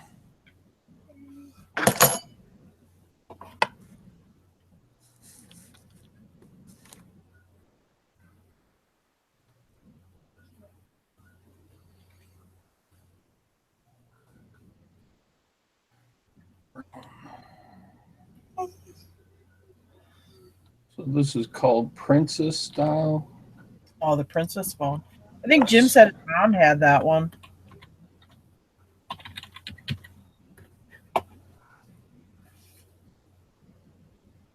It looks like it right there. Somebody's asking $20 for it. Yeah. And how much is the shipping? $14.35. Yeah. So it's close. I said 40 to 50 with the shipping, That's but it's heavy to ship. about right. Yeah. It looks like the exact same one. I don't even remember where I got it. I've had it for a couple of months. Yep, that's it. Huh.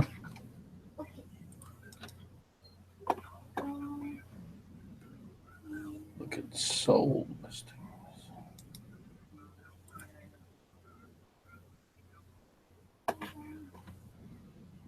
Ooh, there's one. Oh, wow, that's $49.95 with shipping. I'm gonna go smoke. I'll be right back. Per allowed.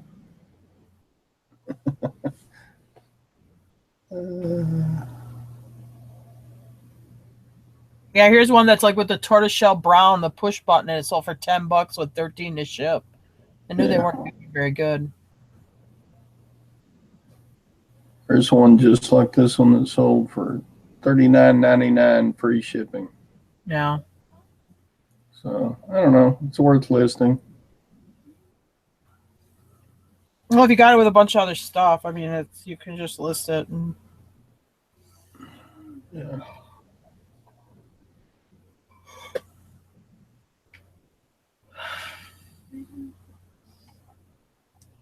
Let's check the highest.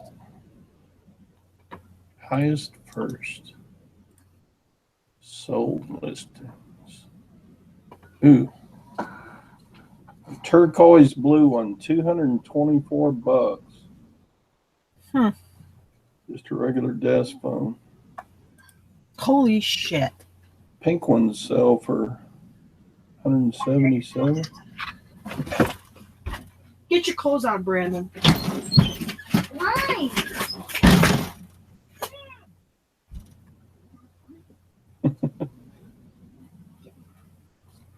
Somebody got in trouble.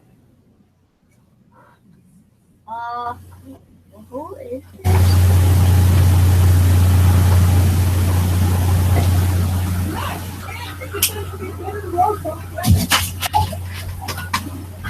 Go put the trailer on. Okay. Come on, get your clothes on. We gotta go get a free golf cart. Hurry up. It just come up. Really? Yeah. Did it just come up? Did it just come up? Yeah, it just came up. Why you first want to get a golf cart? I love it. Always wanted. Here, put these on and put this on. Hurry up.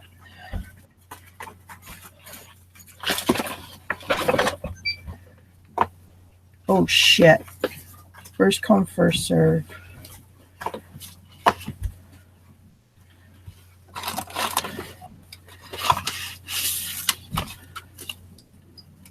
Free golf cart. That sounds Yeah. good. It's got a gas engine in it. I don't know why Mom's getting a golf cart. Oh, really? Well, then you won't ever drive it. It'd be awesome.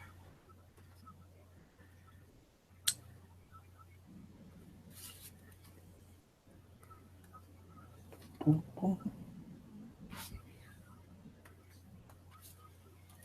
right, Todd. Hopefully, it'll let you hang too long, but I'm gonna see if I can get this golf cart. Let's see. Yeah, All right, bye. go for it. I'll be out of there too.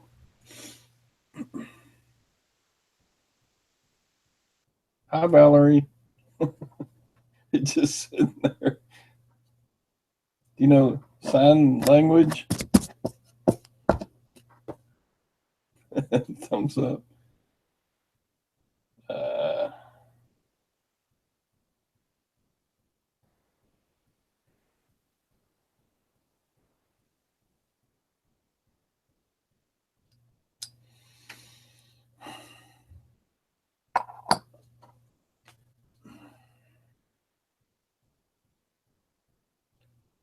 Yeah, I better get off and get some stuff listed.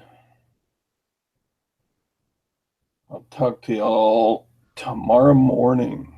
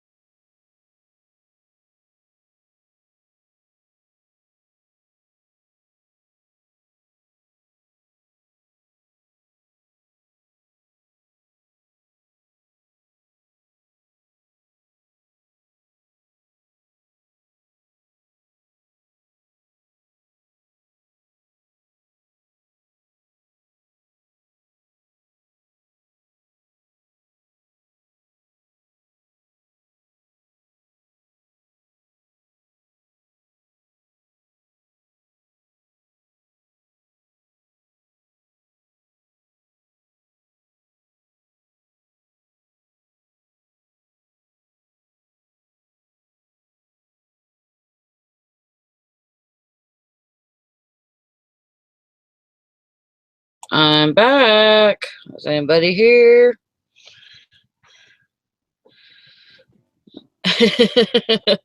I'm back already, Frankie.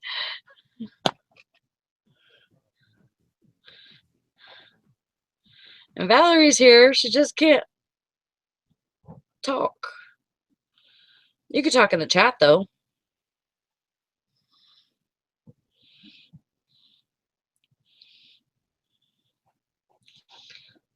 No, I was just going through I like to go through my listings every once in a while, and actually at least once a day, and see which ones have watchers, which ones don't, if I have any new watchers on items. I just like to see. Sorry, Robin. It's going to happen today because we're working. Dusty's probably doing his shipping or something. My yard sale was kind of a bomb because I didn't advertise it in the paper, and I think that's where everybody was getting their information from this weekend. So, and I didn't have one on Sunday because it was raining. So, and I was going to have one today, but then, the radio show that we usually advertise on, it wasn't on today. And so we just figure we're going to wait until next weekend, and we're going to put it in the paper this week. So, and then by then everybody will have their disability checks and all that.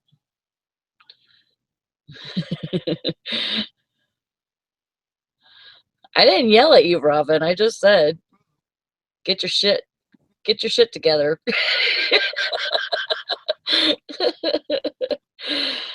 I need somebody to tell me to get my shit together too.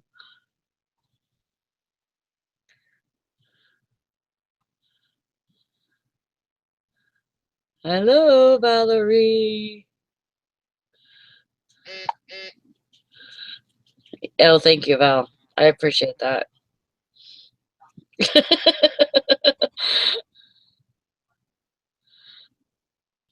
But yeah, it bombed. We didn't even have one today. So, so we'll do it next weekend. Be more prepared.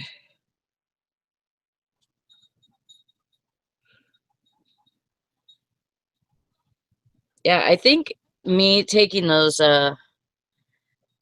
listings off, I think that's why I got 5 sales yesterday. Just because I was showing activity, I guess. You know? I took off 70 listings yesterday.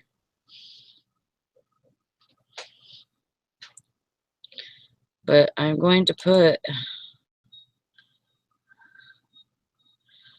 I don't have to work tonight, Tiffany. I'm off.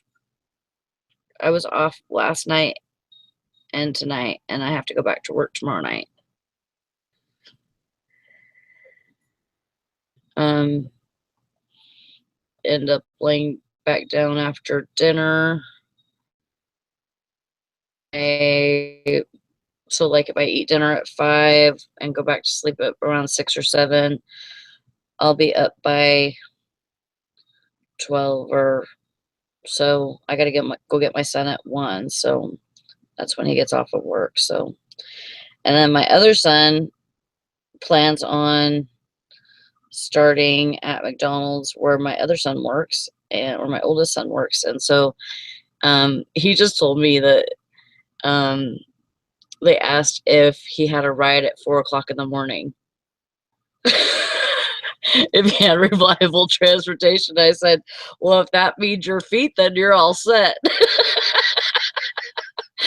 He doesn't know if he got the job or not yet, but he'll probably find out within the next day or so.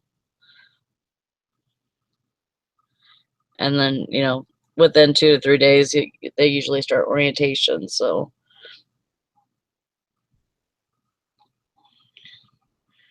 ooh, that's a lot of listings, Robin. Yeah, we're like 3 miles from McDonald's. So it's not like completely undoable, but it's a lot farther away than what his other job was. My younger son is gonna be 20. He's gonna be 20 in September. On the nights that I work, we figure Brandon's gonna turn into a possibly a transportation service. And so he would take me to work. Well, actually, he would take Job to work, then come back. Then he would take me to work and come back. And then in the morning, he would take Jonah to work and then go get me and then go get Job. And then a few hours later, go get Jonah again. It would be a lot of running. But I told Brandon, I said, maybe you need to find out if there's some new people that he works with that don't have transportation, and see if, maybe they would pay for a ride into a little job.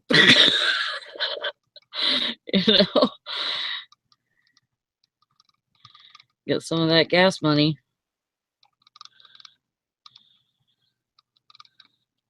Yeah, it'll be like a little Uber for people that work in this area or something and need a ride to work early in the morning when, minibus doesn't start running until, minibus doesn't start running until 7. So for people that work earlier than that,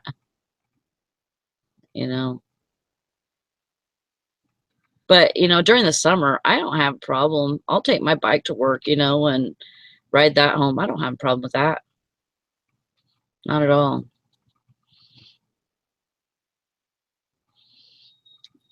I work close enough to where my job is only like not even a quarter of a mile, so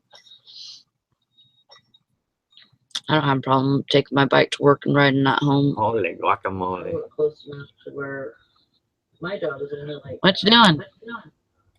Not even a quarter of a mile, so. Oh shit! Sorry, I forgot I didn't have it muted.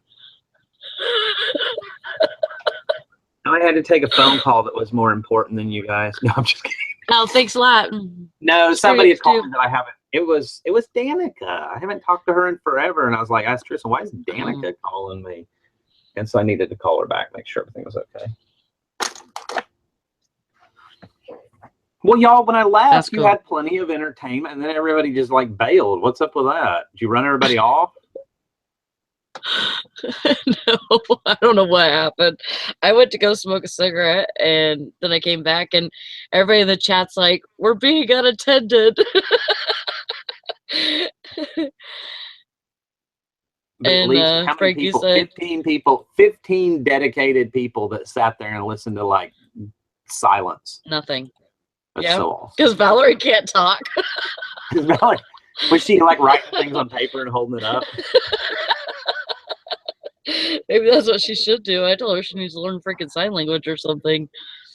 I only got And then she flipped 24 me items off. left. I only got 24 items left to ship now. Well, that's good. No. Because I'm kind of doing the easy stuff first.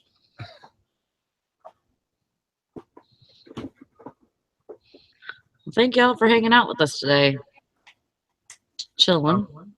On our Memorial Day spectacular. And then I named this one, I'm sorry. You know you're a reseller. Instead of out like doing fun stuff and grilling, you're hanging out on YouTube on Memorial Day. Yep. Shipping packages. enlisting. Mhm.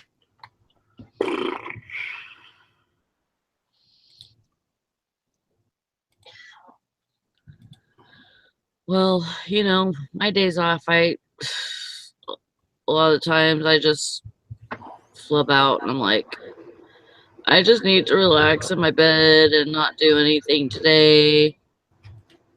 But I don't get listings like that, or I don't get sales, so it has to be done sometime. That's right.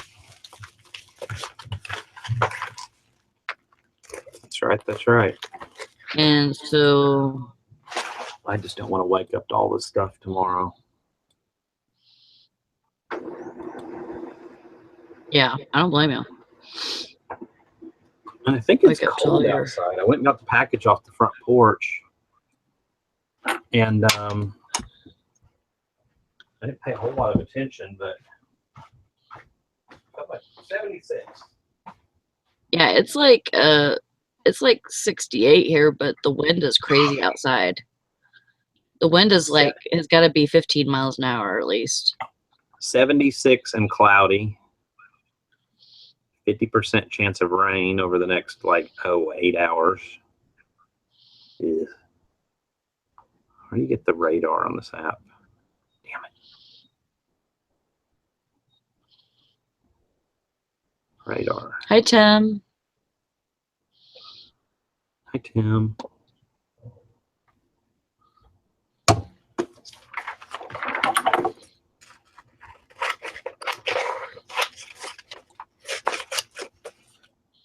$105. Yikes. Where's he at? Arizona? Yeah. I was gonna say that's got to be one of those states over there.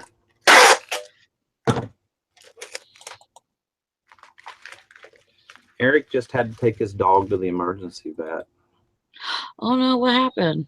I don't know. He said his Great Dane was not eating yesterday and now is running a high fever and is having trouble breathing and standing. Oh. Mason? Not being making that- light of it by any means, but how the hell do you pick up a Great Dane? I mean, have y'all seen his dog? Yeah.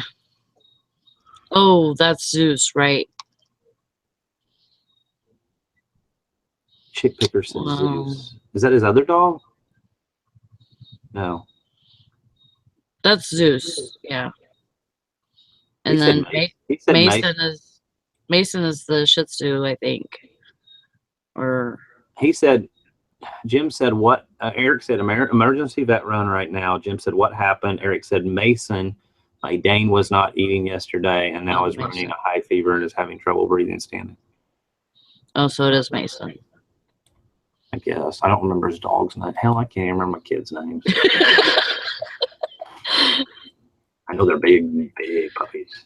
Oh yeah, he's got to be what, 85 pounds, 100 pounds.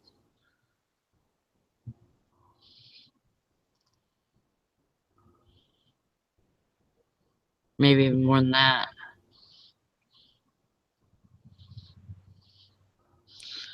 But that's not good. Mm-mm. But you know what? I learned from when I worked at a veterinary clinic. The doctor that I worked for, he was old school. He drank and smoked in the operating room. He didn't care. He was like, That's just "You're not going to awesome. tell me what the hell I can do in my own office." And until he was too drunk to perform the surgery, and then me and the other girl had to do it. Wow. Yeah. And so, and there was a lot of times like that. But anyways, he would be like, if there was a dog that didn't eat or whatever, he'd be like, okay, try chicken broth. And seriously, every time I've had a dog that didn't eat or drink, and I tried to give them chicken broth, if they didn't eat it still, I would force it down their throats and then within the next few minutes, they would be drinking it on their own. Huh. You just warm it up a little bit in the microwave and make it to where it's like lukewarm, and somehow it like eases their stomach or something, and they're able to drink it. But that's one of the really cool things I learned. I've learned a lot of good stuff from that office and him just doing things. Like He how to do surgery with one hand while you hold your cigarette with the other one. let me put my beer down. Yeah, but like there was a lot of stuff that he would, tell his customers to do, instead of making them pay a whole bunch of money for stuff that's not maybe gonna even work. He would give them stuff that they can do, like home remedies and stuff. Thanks, Doc. What do I owe you? Oh, just buy me a beer. Oh. Or a bottle. Or a bottle.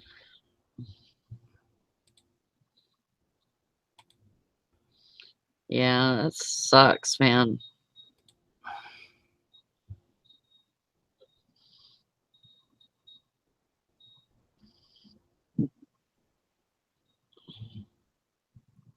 Show orders to combine. Combine these shipments. Oh, man. So you're going to paint your doors white, huh? Grandma Magic Classics.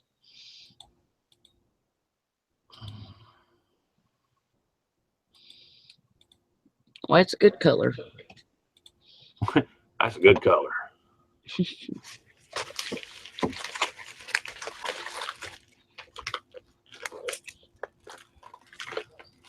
I'm back and made a choice on this old house doors. There are 3 more.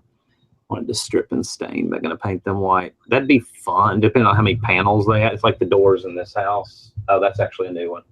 But all the rest of the doors are old, but they'd be a pain to strip and stuff. To strip, yeah. Because it got like 50 coats of paint on them, probably. That's how mine are.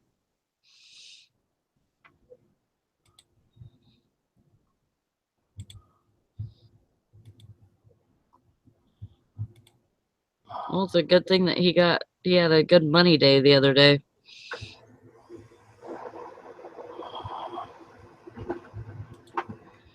Emergency vets are not cheap. Down to 21 items. Get it going. Get it.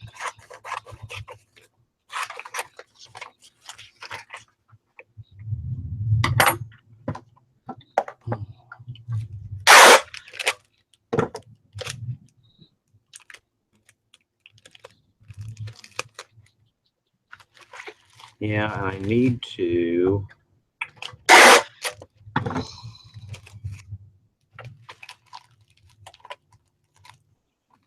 sold something that's at the warehouse, so that sucks. Oh. Yeah, I may wait till tomorrow on it.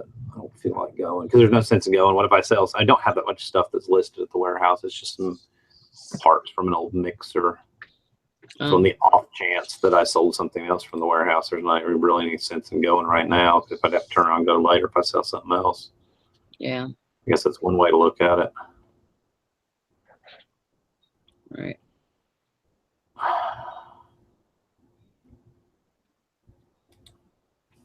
Oh no, 7 to 10 layers stripper didn't work.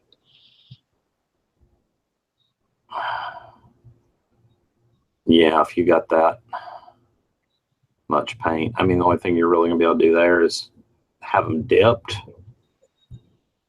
or yeah, or I mean, and you're gonna end up doing probably a lot of sanding to get all the cracks and stuff. Yeah, that sucks though because they're probably beautiful once they're back to their, original glory, but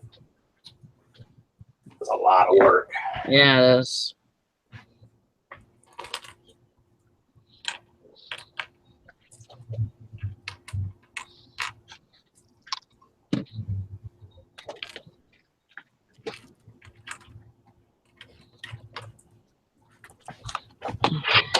Yeah.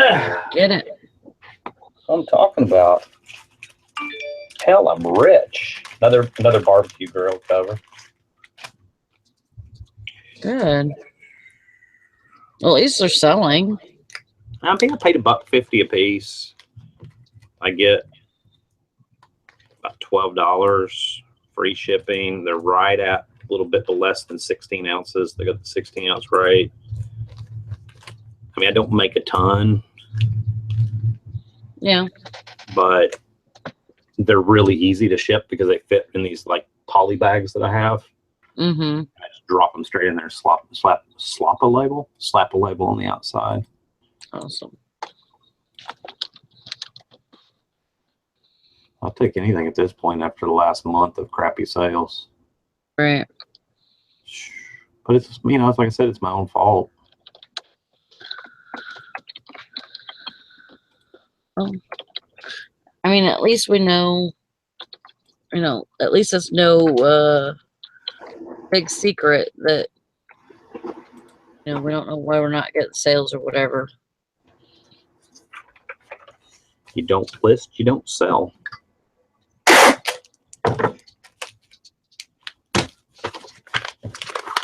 Yeah, the other Jason says people must be uncovering their grills and seeing how nasty their current cover is. Or it's cracked and they realize it's split. And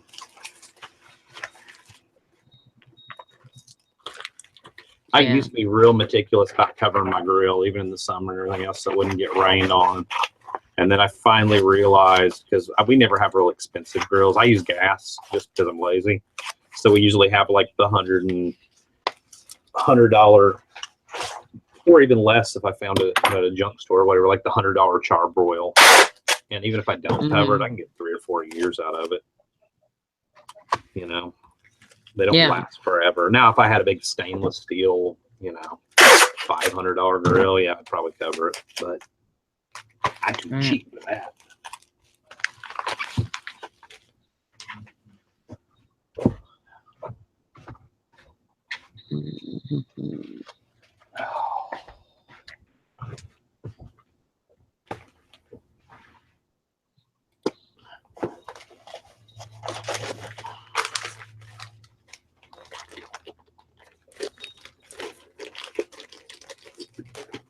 Are you listing, Valerie?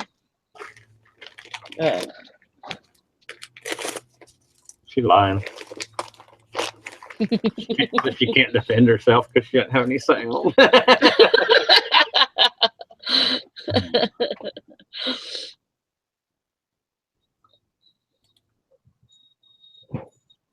The other Jason says, I'm always surprised how cheap grills are at the big box stores. Especially if you catch them like, you know, end of year. Yeah. You know, in the fall or late fall, early winter. You can get some great deals. Most of I think every single grill we have now either came from an estate sale or out of a storage unit. I just look on the side of the road. We have 2 grills. We have one at the warehouse and one here. And they're both charbroils. One of them came from an estate sale. I paid $10, I think. And the other one actually came from out of a storage unit. And it's a bigger, nicer charbroil. I don't know why I have the nicer. Well, I do know because the one that's at the warehouse used to be at the lake at our camper. And when we got rid of the lake camper, we just dragged everything to the warehouse. I actually need to swap the 2 of them around and put the nicer one here and the little one down there. Yeah. Ain't nobody got time for all that. Hey, I could do that though. I could, while I'm running down there, I could do it in flatbed. Swap the grills around, and I could stop and pick up something to grill. We got a bunch of pork ribs still in the basement in the deep freeze. Mm-hmm. That sounds good. Yeah, it sounds good. My husband's making stir fry tonight. Ooh, that sounds even better. I'll just come to your house. How many miles is that? A lot.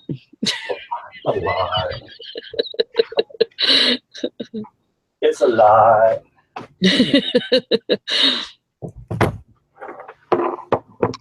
It's very, very far.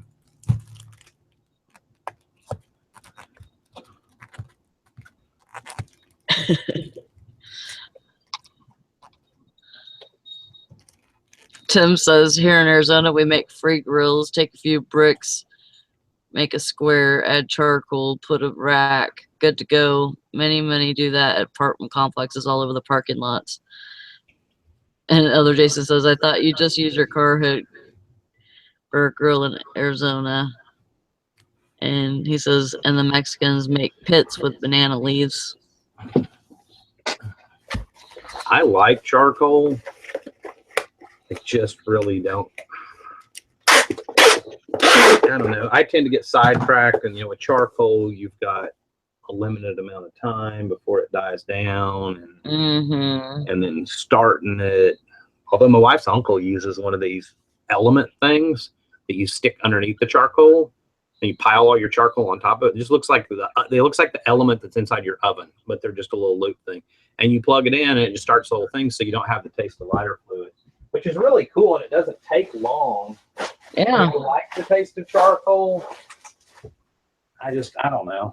You can still get a nice taste with a gas grill. I'm lazy and I don't have the patience. I love charcoal, and I would rather have that any day than. Huh? I would rather have charcoal and lighter fluid any day over gas. But they do take, you have to get them to a certain temperature, and then keep that temperature and all that. So, and then they're messy. My husband would rather cook with the gas. Your husband has gas? For his grill, yes. Other Jason says, Sally, they're building a new highway from me to you. I-73 and interstate to connect Myrtle Beach all the way to Michigan. Well, that would be great for all of the snowbirds, I'm sure.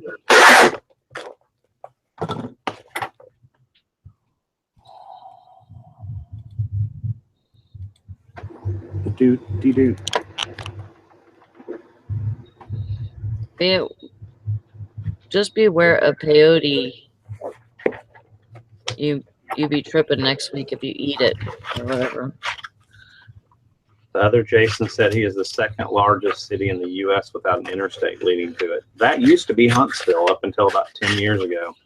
Then they put in I-565, which is technically a bypass. It goes, here's Huntsville, and it goes straight over to Interstate 65. It's like 20 miles long.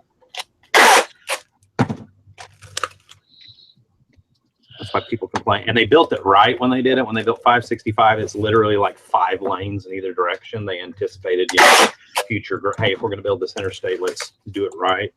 Yeah. So it was done well. And then I laugh when people talk about, the traffic on 565. I'm like, what freaking traffic? Like, we have one interstate that's 20 miles long, and it's got 5 lanes, and there's like no traffic here. But it's all the old people that, grew up here. Like Tristan's grandmother used to say that, that traffic is just horrible. Because, they grew up in a small town that never really had any traffic. So if there was a little bit of traffic, it was all of a sudden like freak out or whatever. Yeah.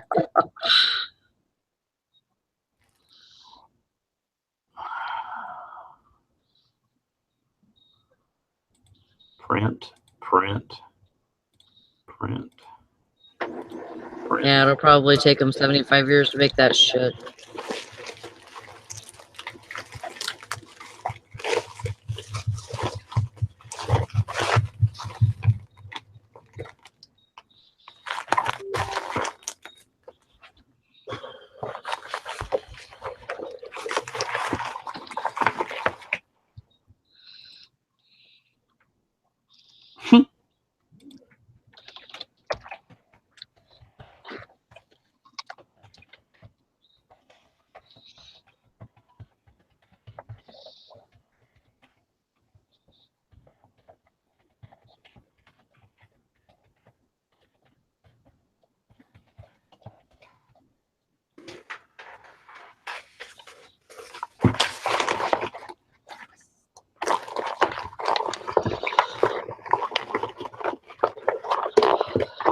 Trying to hold out until Brandon makes dinner and I'm gonna take a nap.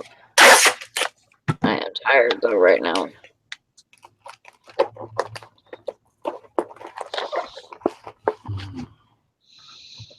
Some peyote is mild though.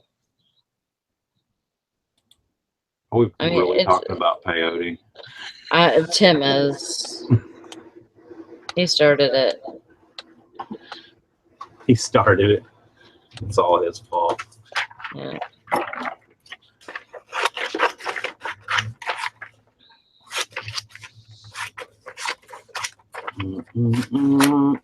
Another Jason says, I love how we just talk about whatever is on our mind and ignore the video.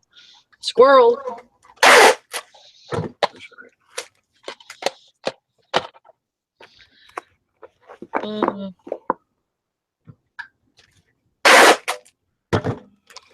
I was just messing with you, Tim.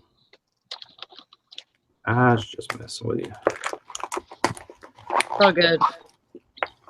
Peyote wouldn't be the What's on worst thing mine? I've ever talked about on the show. Right.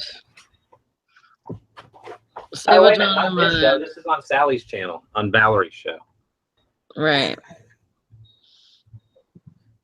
Normally we talk about poop and pee at 7 o'clock, 8 o'clock in the morning. Mm-hmm. The other Jason said I can package at my leisure this morning, which is nice. Then I just saw a USPS mail truck drive by. Freaked me out for a minute. Don't know what's up with that.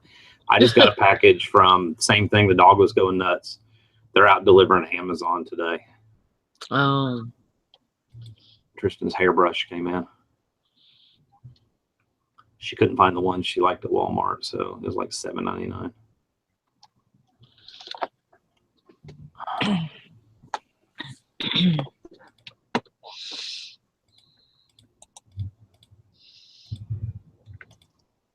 Doot, doot, doot.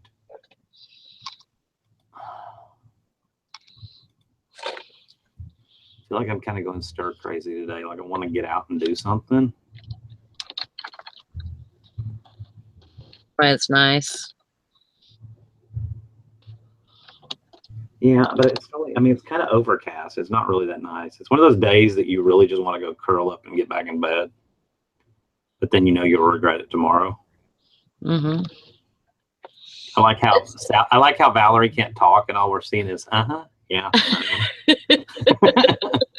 She's communicating without speaking. It's awesome.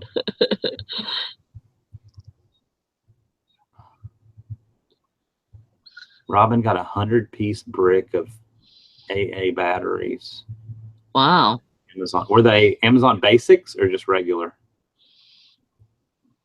Megan wants to know if Robin's building a bomb.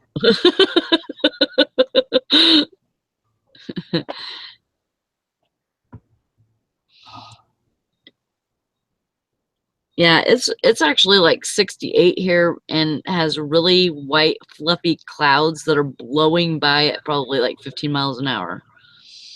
Huh. But it's nice outside.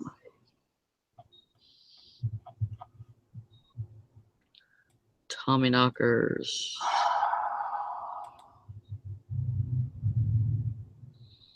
Eric Weber just posted for the first time in a while.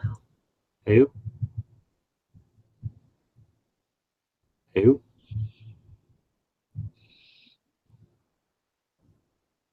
Who? Eric. Oh. Is that his dog? I thought you were just making a noise. I didn't know you were saying Who? Okay, freaking out. Do what you want to do. Gee.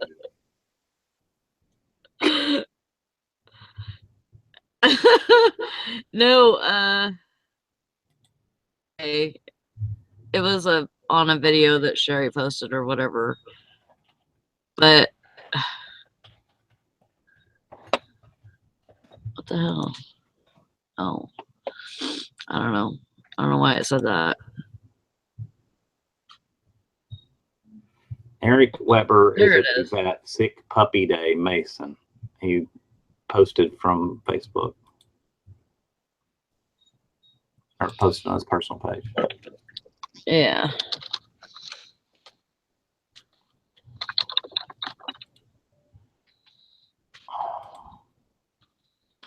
18 left to ship.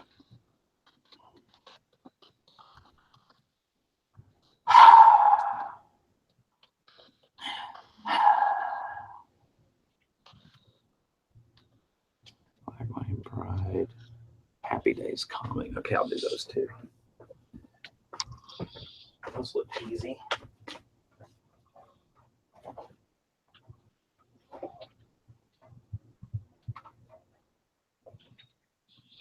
Other AC Delco.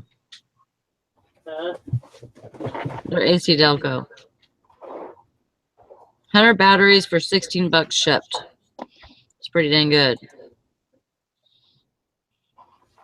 We use rechargeables because we really, well, I'm taking it back, like remote controls and stuff. No, not really, but the only thing that we use batteries for anymore is some of Gabe's gaming controllers, Windsor's Xbox controller, and then my digital camera.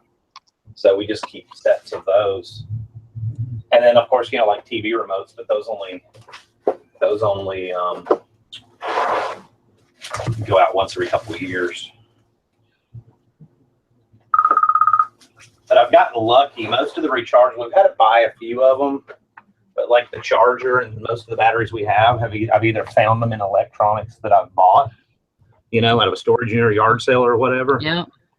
And then anytime I get anything that has AA batteries in it, I've got a tester right there and I test them. And if they're still halfway good, I throw them in a box. So we haven't really had to buy batteries in a long time. Right. I find batteries and I got tired of Gabe with the gaming thing, and that's when I was like, no, we're doing rechargeables. You're killing me, son.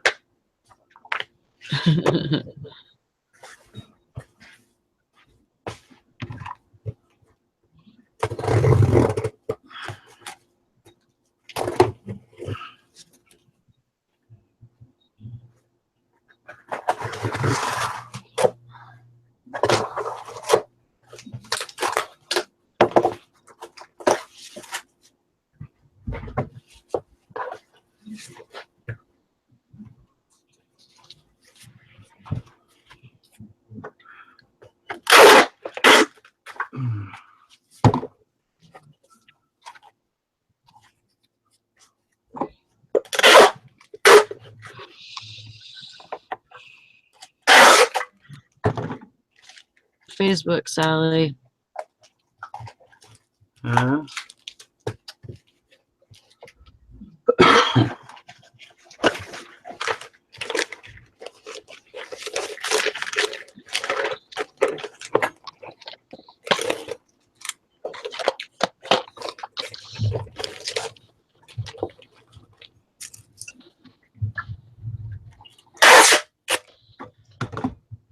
Do you guys source much on Craigslist or other local selling apps?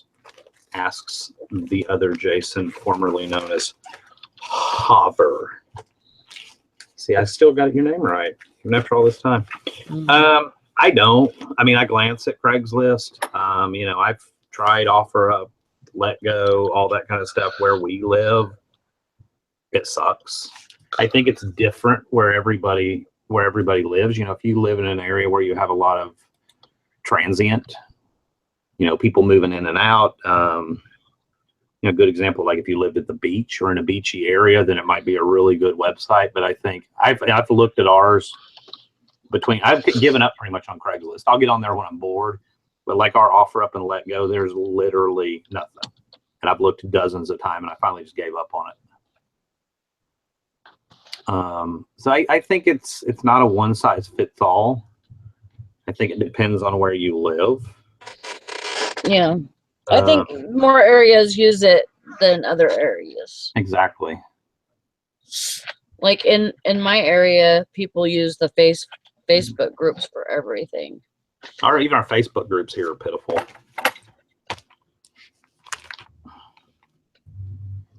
And you can tell the kind of people you're dealing with in the Facebook group. I'm trying to think of a nice way to say this. And man, it is some shady. It's a lot of shady kids. Let's just say that. it's like, you know, and then you look at their profile and you're like, no, there's no way I'd meet that girl in a parking lot to buy anything from her. She would stab me with a stiletto knife.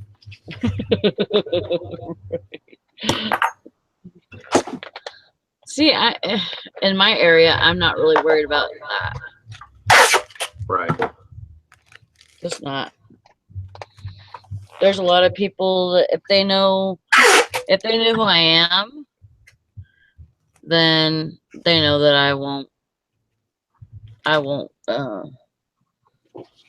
mean, they know that I can handle myself.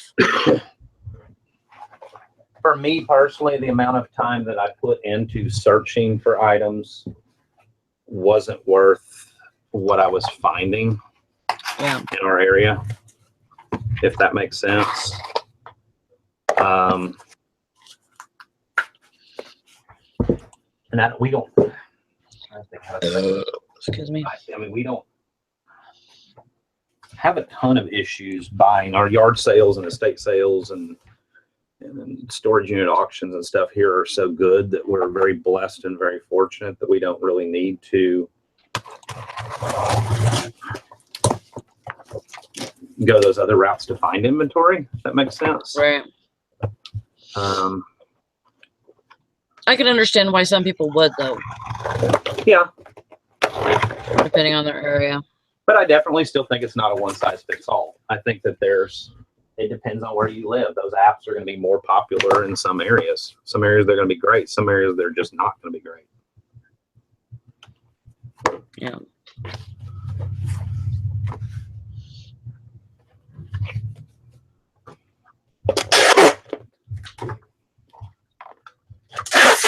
It's like our estate sales and yard sales, and we just have a different type of demographic of people that live here, a different generation, and that's not necessarily going to apply to maybe where Sally lives, you know. So for me to say like, oh, that's the way to go, this is the only way to do it, isn't going to work for everybody. Yeah.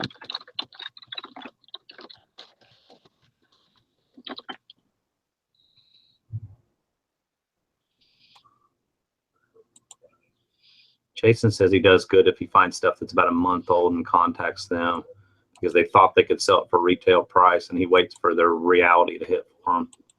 That's smart.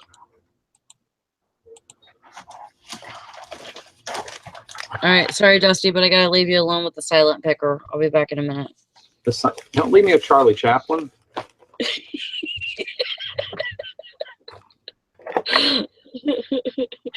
You need to make a little video, Valerie. She's gonna get a piece of paper and a magic marker. Write yes on one side and no on the other side. So every time I ask a question, she just holds it up. Oh, she's going to do it. She's totally going to do it now. Make sure the camera ain't stuck on me. Well, it's going to stay stuck on me anyhow if she's not making any sound. Awesome. Thanks. She ain't coming back, is she? Yes, I am.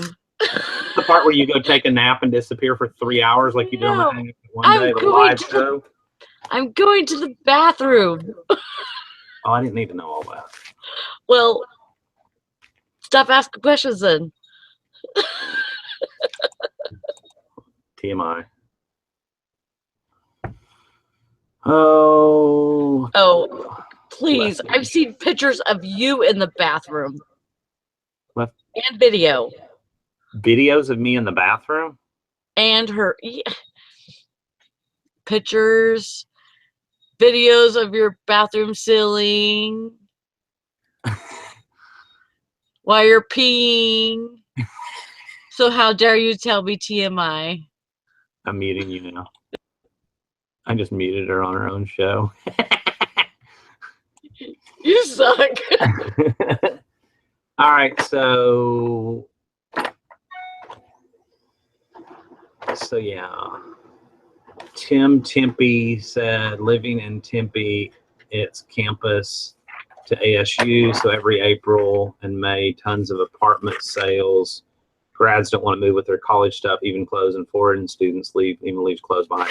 That can be really, you can do really good, especially on moving out day at major universities. I knew somebody that just used to crawl around by the dumpsters on like moving out weekend, and literally with a big box truck and just pick up all the furniture and mattresses and stuff. And they did really well with all of it.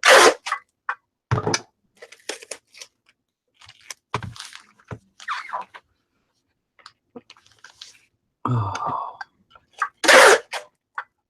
Somebody ask something. Give me something to talk about, or something that Valerie can say yes or no to. Help me.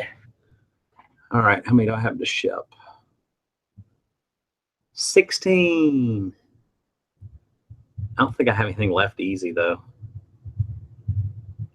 C1210. C1210.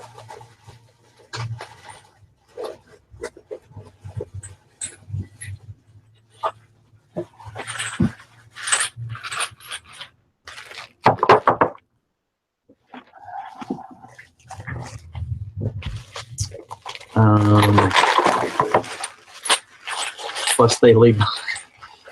Really, Jason?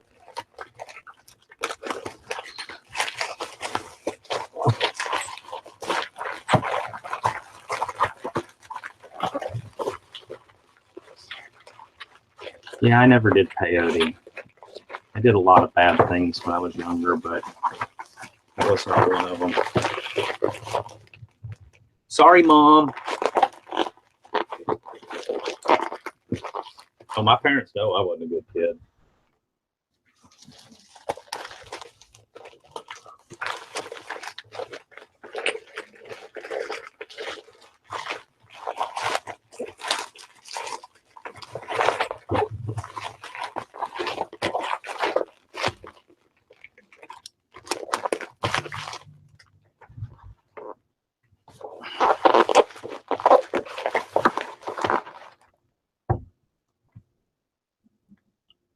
Chick Picker said, I'm surprised mine continued having kids after me. That's the truth. No, but not about you. Sorry. I was one of 4 kids. My mom, I'm surprised she's even still sane.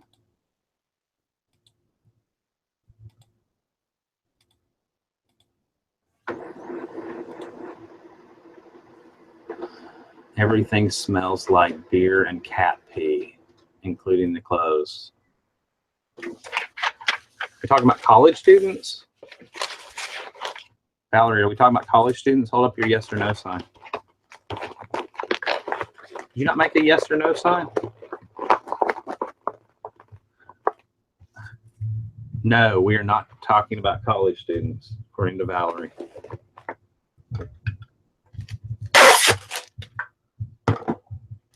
Jason gets to go to the mall. That's fun. How old are your girls?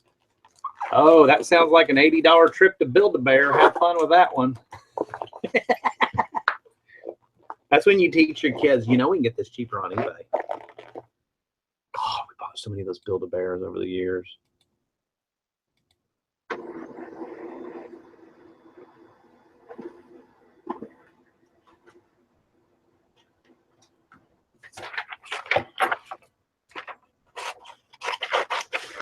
That's what I want to do. I want to go to the mall and eat at the little do y'all remember Piccadilly cafeteria? I love cafeterias. I'm usually the only person in there under like 70 eating, but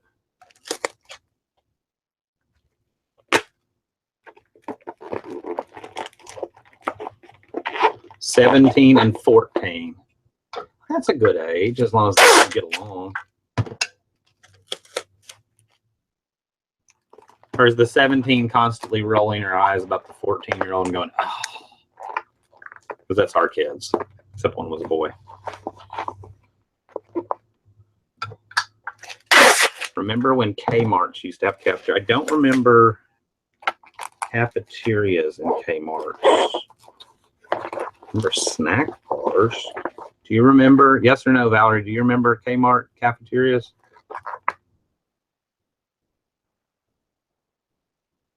Are you thinking about it? Can you hear me? Oh, okay.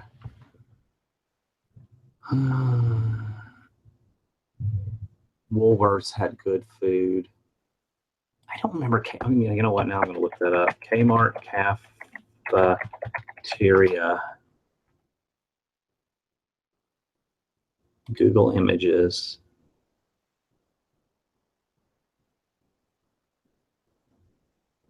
No, I don't remember that. The K Cafe.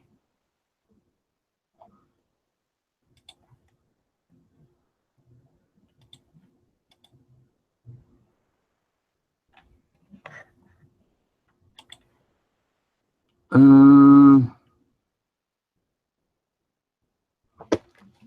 think we had Woolworths in the town I grew up in. I don't think we had Woolworths in any town I've ever lived in during the years that I lived there.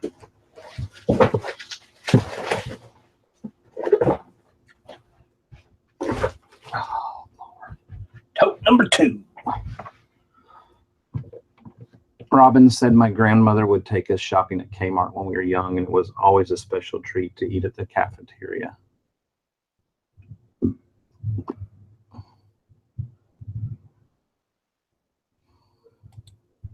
I think I'm gonna go see if the taco truck's open.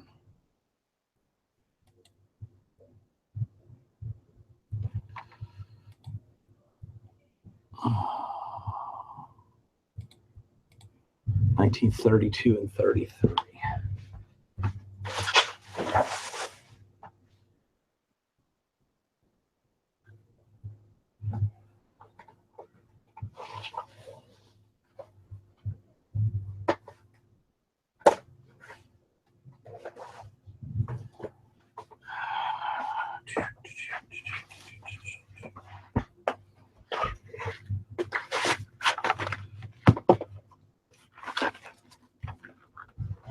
Ben Franklin, says Grandma Magic Classics. I do remember Ben Franklin.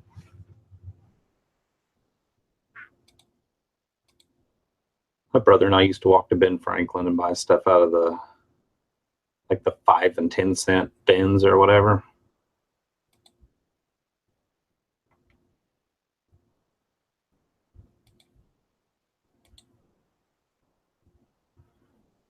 Tim wants to know if anybody remembers Arthur Treacher stores. I didn't have those.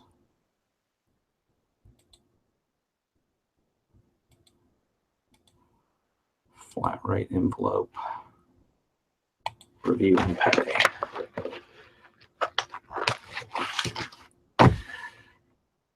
Pay.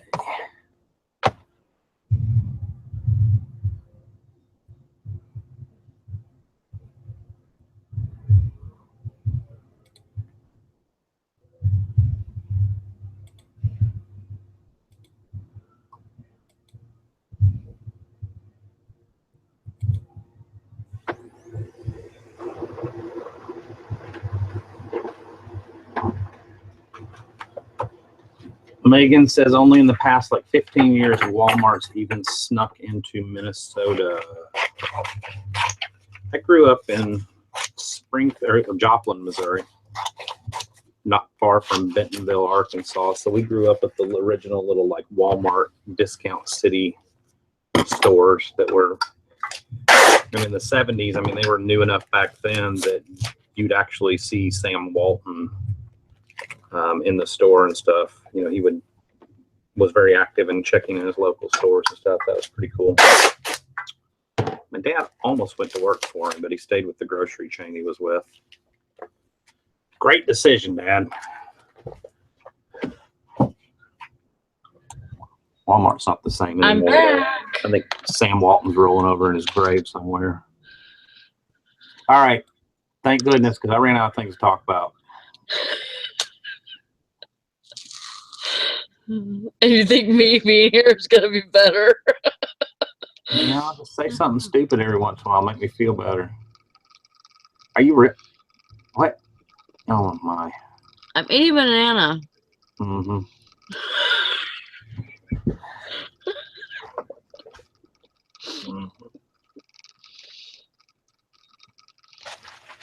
Can you see me, Valerie? No. Okay.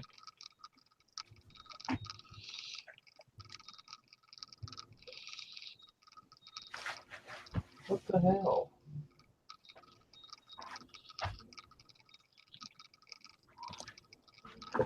I like Long John Silver's.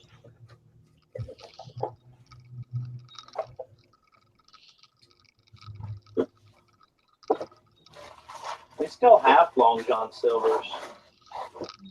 We don't here. Barely. I mean, they're in a.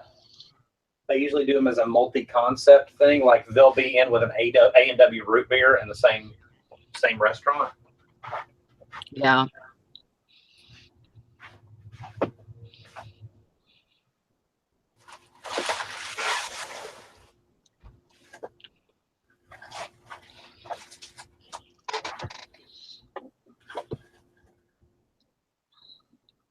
Okay, I lost some stuff and I've got to go to the bathroom. So.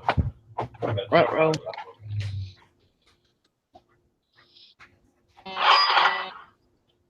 Good.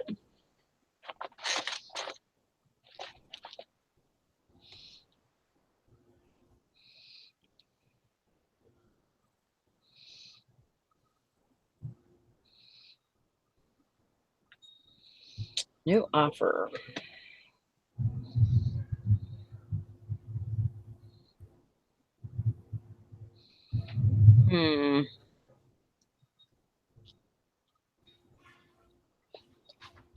I think it's pretty low ball.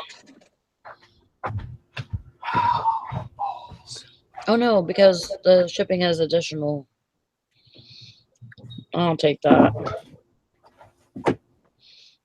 I'll take that offer.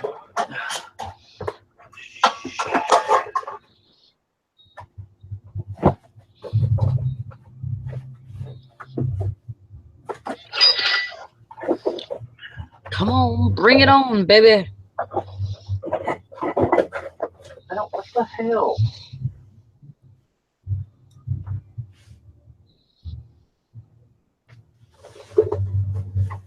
Oh, there they are. Did you lose it for a minute?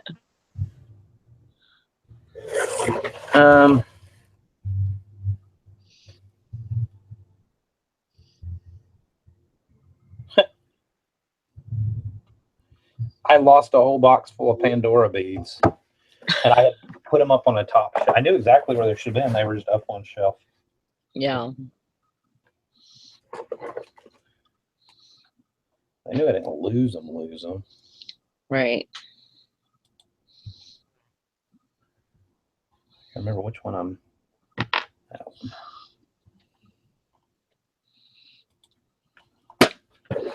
I think it's about time to condense that box down to something smaller. Anyway. Yeah, screw it. I think me and my husband are going to work on inventory tomorrow because it's just like I printed out all the stuff that I took off my listings that I took off, Right. and so that I can go through them and pull everything. So we need to do that tomorrow and then work on the inventory that I need to put away. There's lots to do. Sambo's. Yes, we did have Sambo's restaurant. Megan asked me if I remember Sambo's. Yeah, isn't that like a grilling something? If I remember correct, I mean, if I was a young kid, but I do remember it was more like a Denny's kind of concept.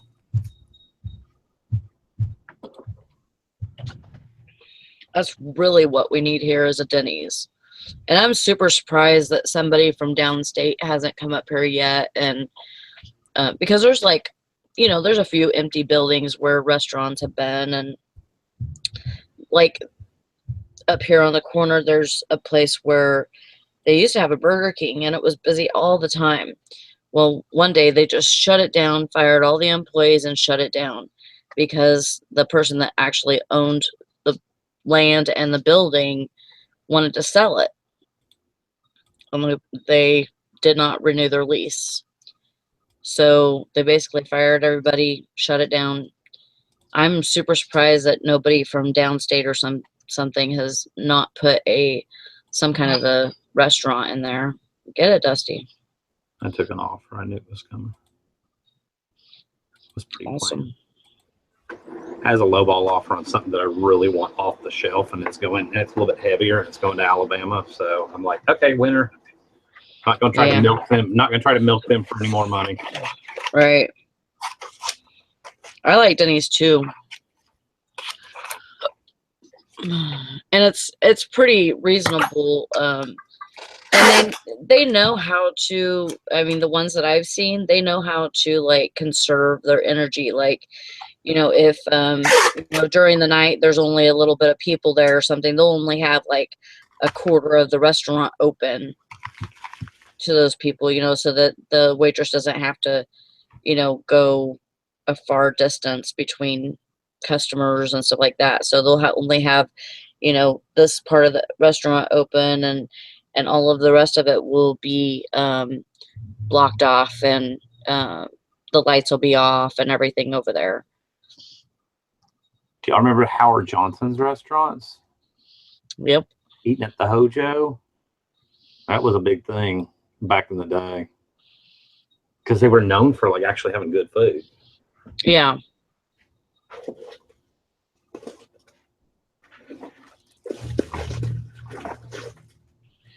Probably one of the funnest experiences I've had when we were in Key West last year was sitting in the Denny's, because the little cottage we stayed in was right next door to the Denny's that's right smack in the middle of Key West, and it's open 24 hours.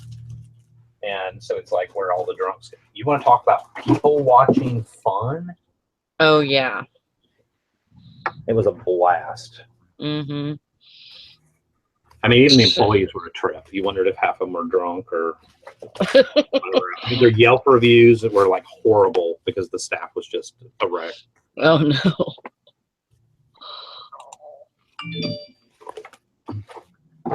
Like you know it's a good 24-hour diner when your waiter disappears for 30 minutes and then comes back reeking like a cigarette because they've all been out back smoking.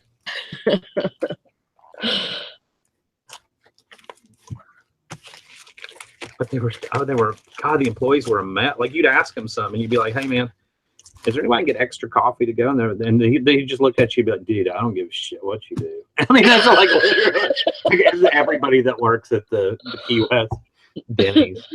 And so then they sat and just like openly had discussions about like where they lived and hey man, we need to find a new roommate or whatever. And I'm like talking to the other guys, like, so where do y'all live? And they're like, oh, we live on such and such street, such and such street.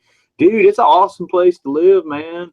We got like 8 bedrooms in the house and we only want like $300 and we all share the kitchen and we just sit on the balcony and smoke pot all the time and watch people. And it was like, wow. I mean, this was like, I got to where every night after go to bed, yeah, I'd walk over there just to sit and watch people and listen to the employees just talk crazy.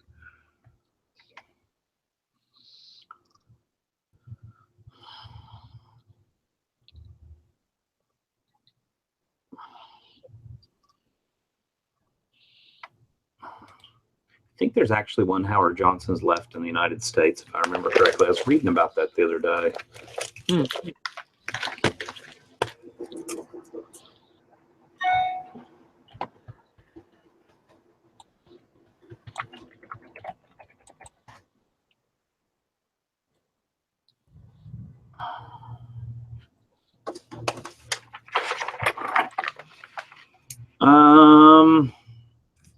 Sambo's Restaurant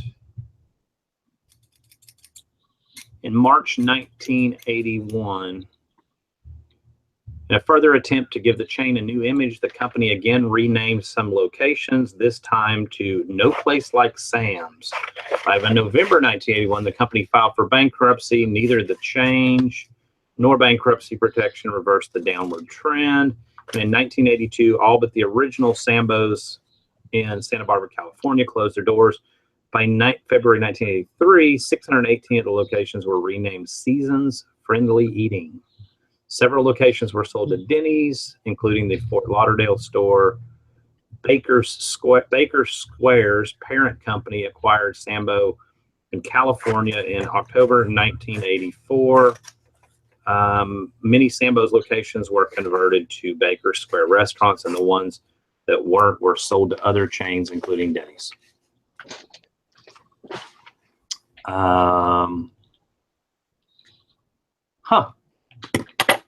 The original owner and starter from 1957 of Sambo's restaurants, his son was the original owner. Sam Battistone Jr. was the original owner of the New Orleans Jazz in the NBA. He later moved the team to Utah and sold it. And Battistone's grandson, restaurateur Chad Stevens, owns the only remaining Sambo's. Now you know. Yes, Sambo's was controversial. There was who wrote the book, Little Black Sambo? Though the name was taken, hold on, Sambo's Restaurants, though the name was taken from portions of the names of its founders, which was Sam Battistone Sr. and Newell Baugh, Bohnett, so Sam's first name and the B-O from the other. The chain, even though it was taken from a mixture of the name, the chain soon found itself associated with the story of Little Black Sambo.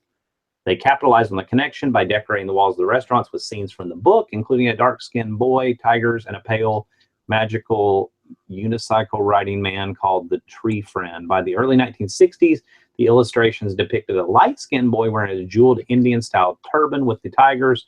A kids' club, Sambo's Tiger Tamers, later called the Tiger Club, promoted the chain's family image. In the late 1970s, controversy over the chain's name drew protests and lawsuits in communities that viewed the term Sambo as I don't even know what that word means, as directed toward African Americans, particularly in the northeastern states. Several of the restaurants were opened as or renamed the Jolly Tiger in locations where the local community passed resolutions forbidding the use of the original name or refused to grant the chain permits. So now you know twice. I remember the Jolly Tiger too. There you go. Well, that was actually a Sambo's restaurant in disguise. Yeah. Tricky, tricky.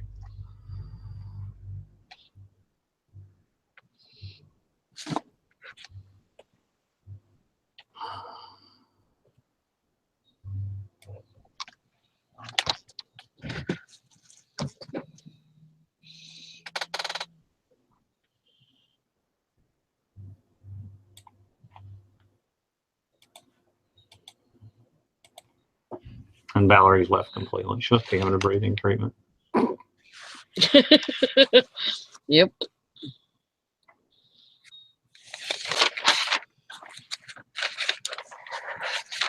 God, I sold another grill cover. Wow. On those things for 6 months, and I'm going to blow them all 30 or 35 of them out in a week. Yeah. It's amazing. Seems like it. 10 SPK. I'm not complaining. Excuse me. Nice one. That was a banana burp. Ooh,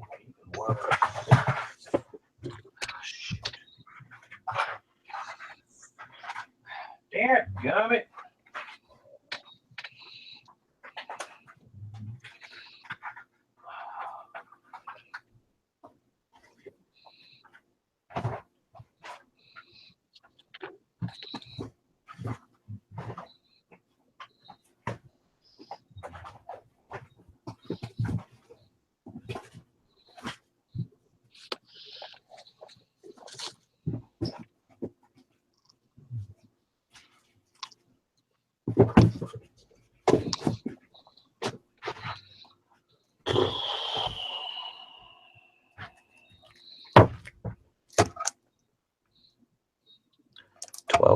.5 ounces.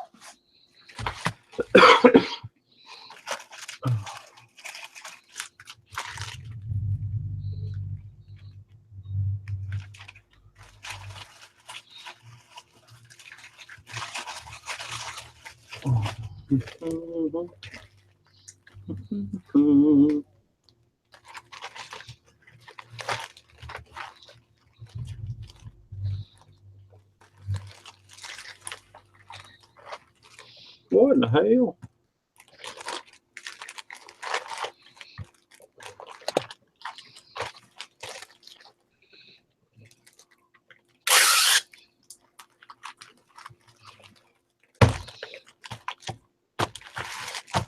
Well, I remember reading Megan Carl said, I just love the pancakes and the tiger. I was little, the name meant nothing, LOL.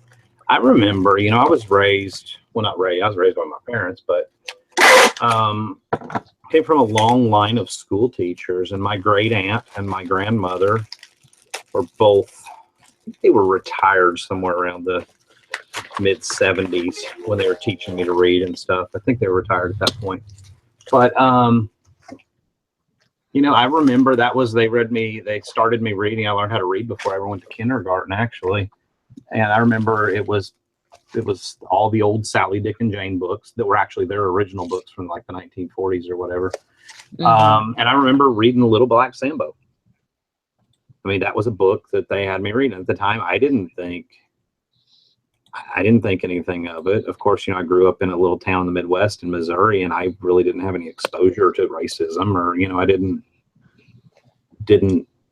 especially at that age, I had no concept of, I don't remember growing up with any racism at all. Like, never hearing anything negative about black people or black people saying anything negative, or, then again, maybe I was a little sheltered. I mean, the town that we lived in was, probably more predominantly white. Yeah. But I didn't grow up with that kind of stuff. I really didn't get exposed to how much different the rest of the world lived, really, as far as racism and stuff, until I moved to Alabama in 1990. And then it was kind of like, wow, how do people say stuff? And I still don't get it, Yeah. Well, it was weird, where we grew up in California, in the valley, it was like, when I was a kid, it was predominantly white. I remember having one black guy in our school. Right. And then maybe like in high school, maybe 3 black people in our school. And,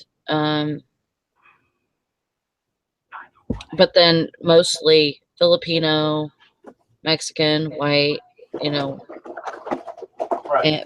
but nobody was like, I don't feel like anybody was racist towards them or anything like that. And they had friends, and, I don't feel like it was an issue. And now it's not predominantly white anymore. It's predominantly Mexican.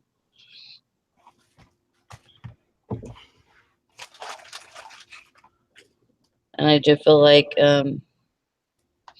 sometimes that can be, it could be like hard sometimes, because the reason why we moved, one of the reasons why we moved was because my son was having trouble in school. For one thing, his teacher spoke mainly Spanish in his 6th grade class. Right. And there was several non-English speaking kids in his class. And so he didn't understand a lot of what was being taught to him. Right. And, and with 35, 40 kids in the class too, that doesn't help anything. So we moved to these schools to where they only had 15 to 20 kids in a class.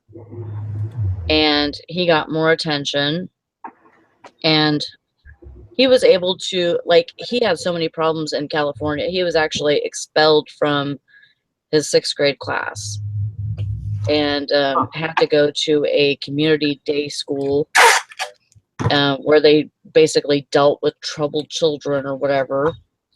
And it was good for him, but he still had problems there. And but when we moved here, I told him, I said, this is like a start over. You could take all those experiences that you experienced in California and say, okay, I'm going to change it up and do something different, and try to have a little bit more patience with people and, not get so, because he was really bipolar and very ADHD. At that point, he could not take two directions and remember the third. Wow. And now he's doing very well. He goes to college and he works at McDonald's. He's a cook, but it's crazy to think how many things you would have to how many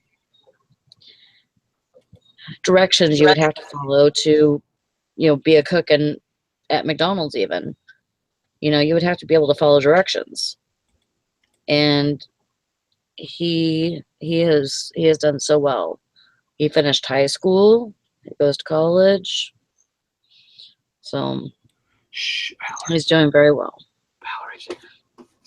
Hi. The other Valerie. Hi, other Valerie. Why is she sitting in the car? How to make a transaction. That sounds legit. A transaction? Yeah. Hang on just a second. Okay. Can you see her, Dusty? Yeah. Oh, see, I only see her profile pic. Why are all those police officers around her? I'm just kidding. She laid it down the sidewalk. Why is she at a children's playground? She actually looks like she is. No.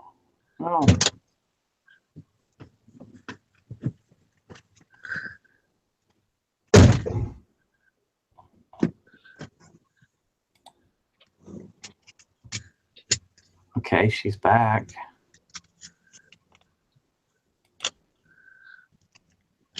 Yep, it must be Valerie's doppelganger.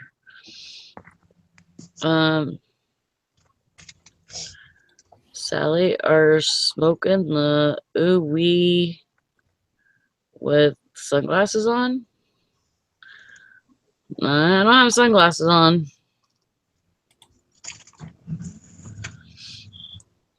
I have sunglasses on. Oh, well, maybe she's talking about you Hey, then. Are you safe now? If you're safe, nod your head twice. Pull on your right ear.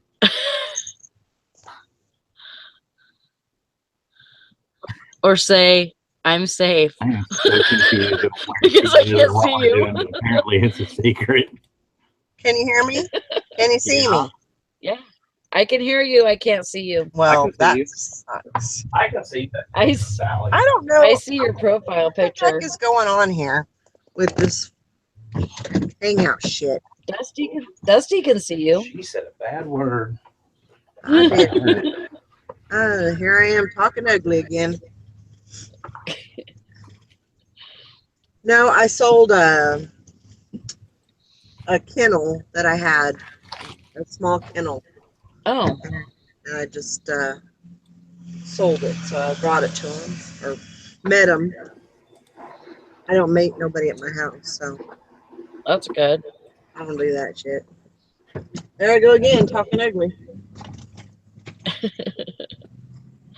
You know what you could do to fix your sound problem for now? Since you can't figure it out at the house, you've got Wi-Fi, right? Well, obviously you Yeah. have Wi-Fi. Yeah, I have Wi-Fi. You could use your phone to join the Hangouts. As long as you're on Wi-Fi, it wouldn't be using your data. Well, that's true. And just prop your phone up on your desk. The thing about that is, if I want to take pictures, I can't do that because I use my phone. Yeah. Well, that sucks. But Yeah. there may be a way around that. Well, I'm glad your transaction went well. I mean, it was only $20, but $20 How much? is $20. 20. Oh, I thought you said 2. And 20 will work. I'll add it to my vacation fund. 9 things left to ship. You're getting through it pretty quick, Dusty. Yeah, I'm kind of down to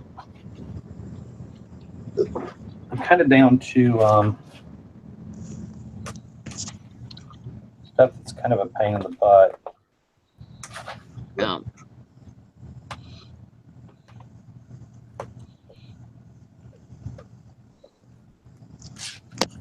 Dadgummit. Dad nabbit.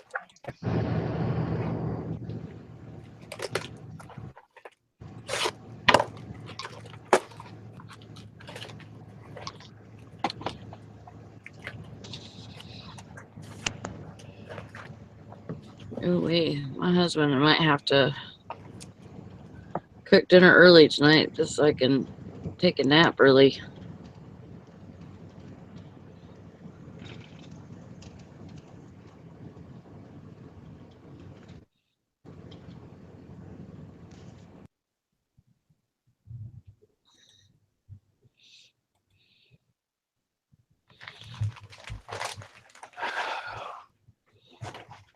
I'm fading fast.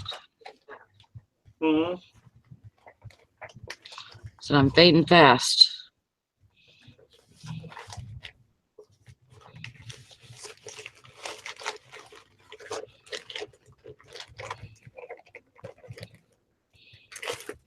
I just remember I had some bag of shrimp that I thawed out yesterday and put in the refrigerator. So those need to be eaten today. I think I'm about to have some shrimps.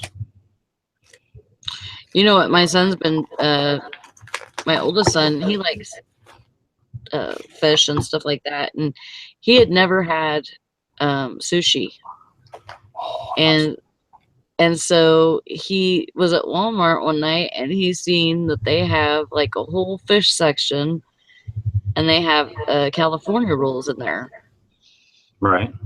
And so he bought some of those and he's like, "You want to try these with me, Mom?" And I'm like, "Yeah, I've had California rolls, but they were from like a restaurant and they, you know, they're probably going to be much better fresh than they are frozen."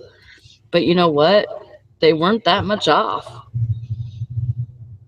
The rice was a little bit stickier, I think. But other than that, you just put them in a bowl and put them in a bowl of cold water and let them thaw out for 30 minutes. It tasted Wait a pretty minute. good. It was frozen California rolls that you have to thaw out? Yeah. That's a new one on me. And I thought they were going to be gross, but they really weren't that much different than buying them fresh in a restaurant.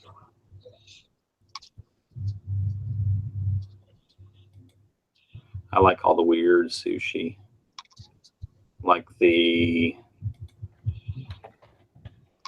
real. Oh yeah, me too. Like tuna. Yeah, and California roll. I mean, they're okay. Yeah. I didn't mean to like talk down on him. If that's his first time, I mean, that's still pretty awesome though. Mhm. Yeah. But And he loves shrimp. Like, we go to the buffet, the China buffet, and the scarf and barf. it's Chinese food buffet. So That's what we call it, the scarf and barf, because you scarf everything down you can, then you barf. It's good. When he goes there, he gets white rice and shrimp, and he fills up on that. Just that. And then, so we always give him shit for that because he only eats like 2 different things. The one that's nearest to our house actually has a sushi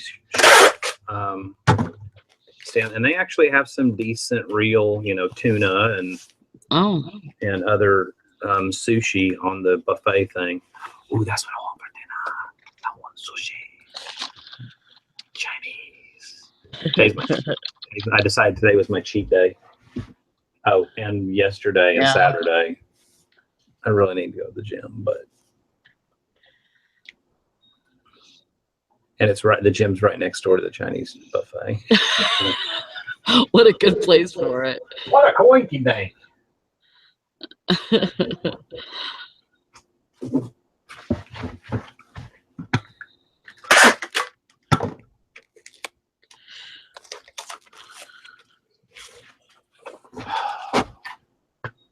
Mm. All right, I gotta go find a book.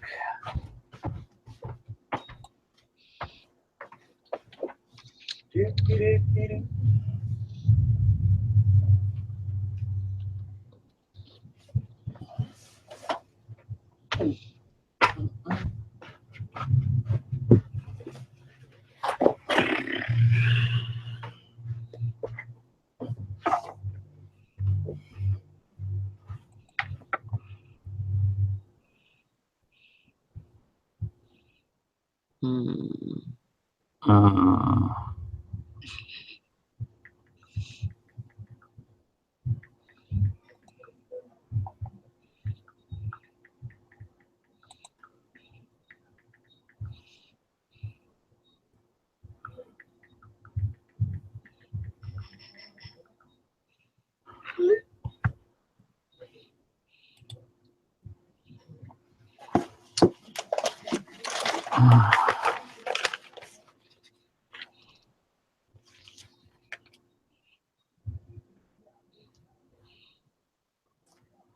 Grandma's Magic Classics deck stain is dry. Scarf and barf. See, Megan, I'm not the only one.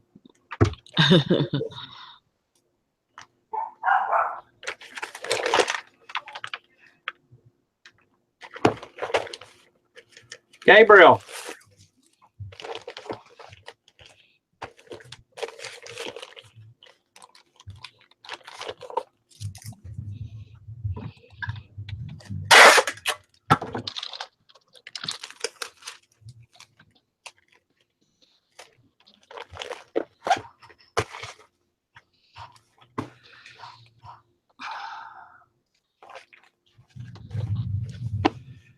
There's this one Chinese buffet in town. They're like pretty much, and I'm sure this is probably a common practice with the buffets and everywhere, but they pretty much, once they've decided that you've had enough to eat, they just quit. They quit bringing you any more drink refills. Oh, really? Oh, yeah. They don't do And that. they'll drop the check off the end of the table, and that's it. I mean, they can't stop you, but that's pretty much, which it was kind of the rude one. We don't go there anymore. It's up a different part of town from where we live now. And so I would just walk over to the waitress station and fill my own glass, or go over there and just get an entire pitcher of water and bring it back to the table. Yeah. You're going to stop me. I know it. I'd be like, you better start serving me or you ain't getting a freaking tip. All right.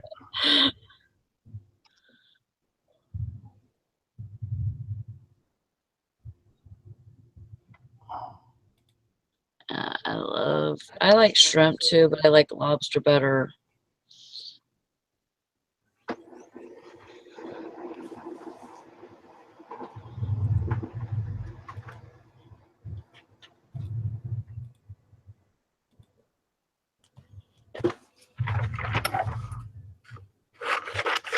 Well, of course you like lobster better. 4 times the price. Yeah.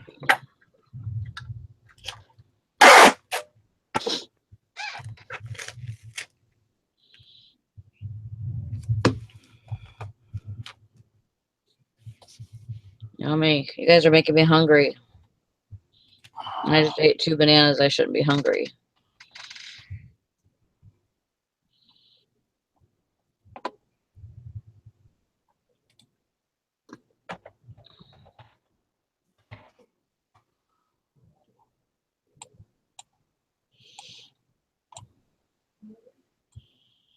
Mm-hmm.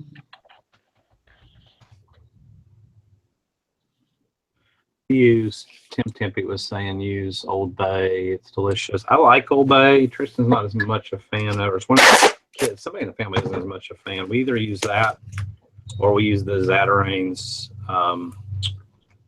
crab boil in a bag stuff. I really like the flavor. I really like the flavor from the Zatarain's. Old Bay's good too, though. Another friend of ours uses Old Bay on everything.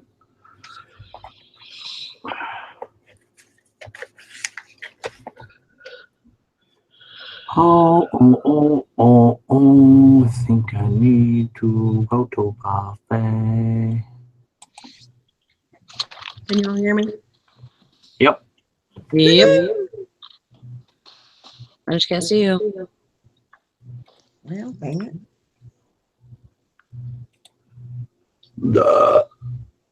Sally. That was you. No. That's a man belch. That was you. For your information. That was you. Oh, yes.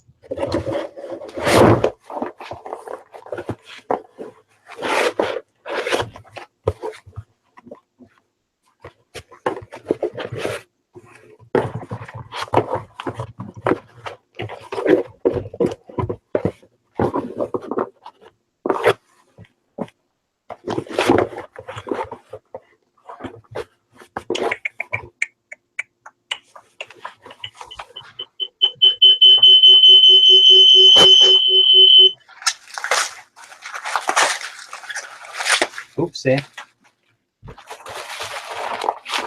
Oh, look, she's in here like 6 times.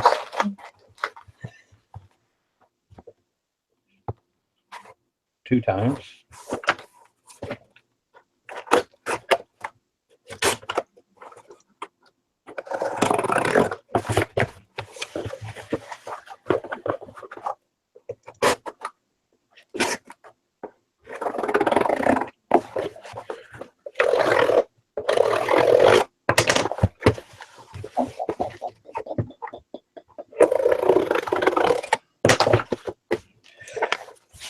Sounds like a gator.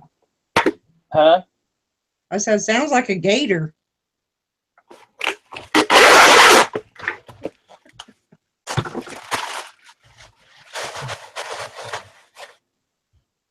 Gator. That's what it sounded like.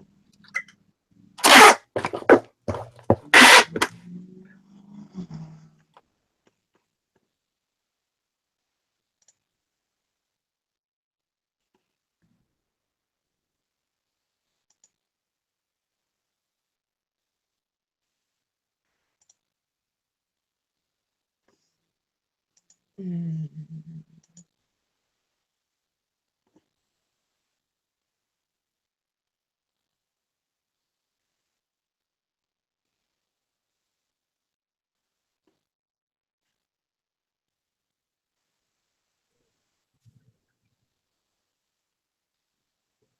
Hello. Hello. Hi. Hello.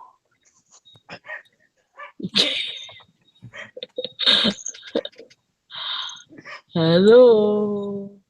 Oh, she in here twice. That creepy. Yeah.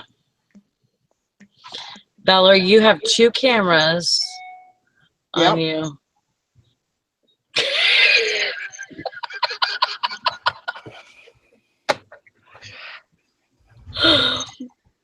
That's pretty damn weird. Oh.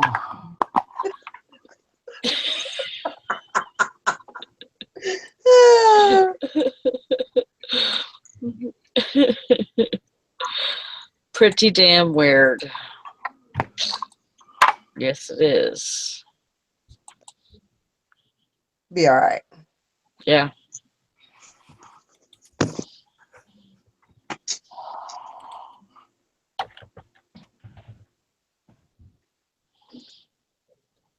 There. Is that better? Yeah. However you want to do it, sis. I don't So you're mind. not- well, oh, wait. I mean, one's enough. I would think. At least she can hear me on this one. Right.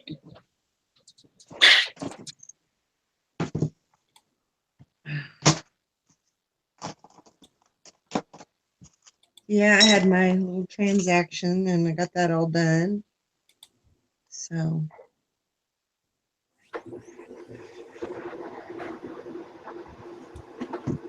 You sold that for 20. I did. Well, it's better to get something out of it. That was Honey's kennel, right? No, that was Elvis's kennel. Oh, I still have Honey's kennel, and that'll be. I think I have that listed for 75 yeah. because I paid 100 for it. Right. So,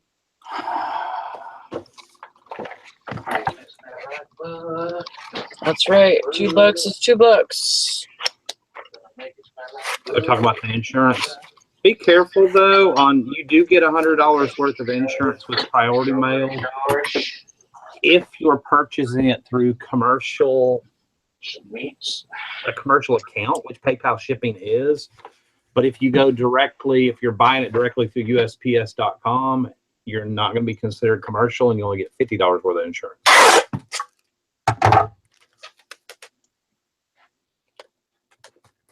But as long as you're you're probably buying through PayPal, so you're cool there. Something weird like that. I don't know. I have to go look it up and see if I can find it.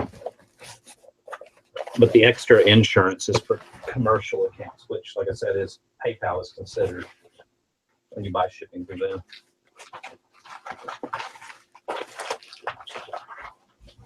Can y'all hear me? yep, loud and clear. This sucks. Just want to say that. What sucks? I got 6 items left. What? Not easy, not easy, not easy, not easy, not easy. Okay. So I won't cuss too much tomorrow. Get off Facebook, Valerie. Well, she don't want to. You're not the boss of her. I'm not on Facebook. You just shared something. No, I didn't. I don't know what you're talking about. Liar.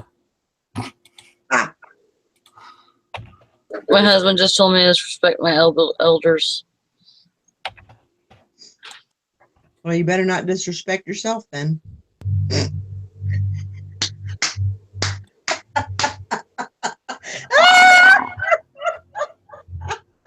That was a good one. I don't care who you are.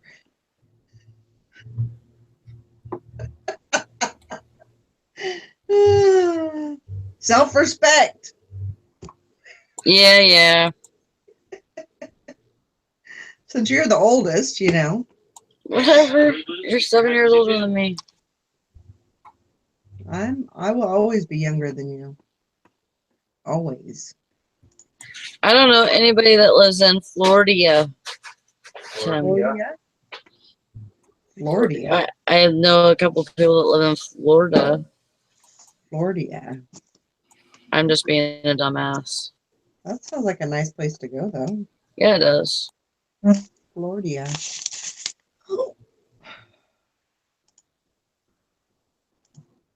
It sounds like Narnia.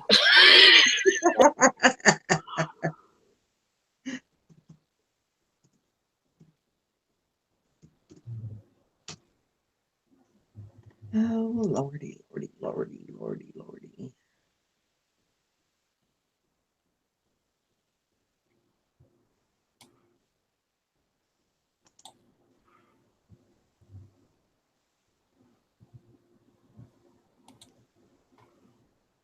Get back in the groove here.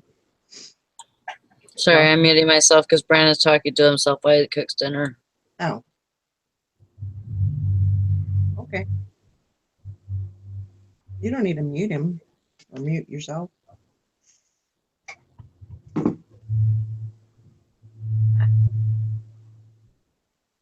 Oh, come on, sales. You don't want to hear it. No, probably not, but.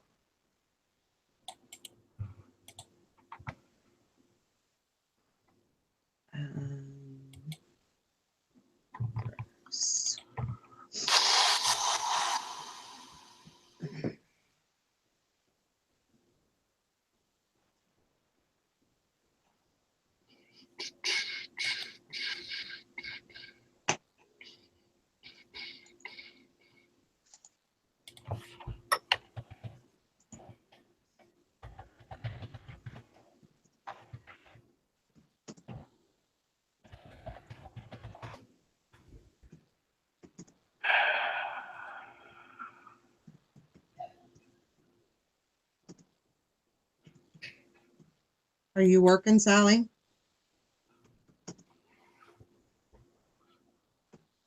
This side. Trying to, yeah. Getting tired. Yeah, it's about that time.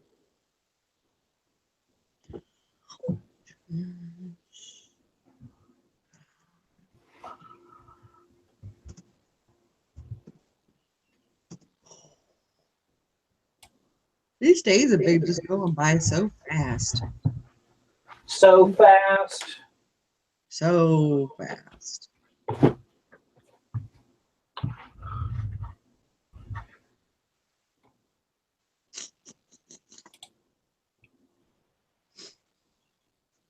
I almost just listed a pair of capris for a fishing game.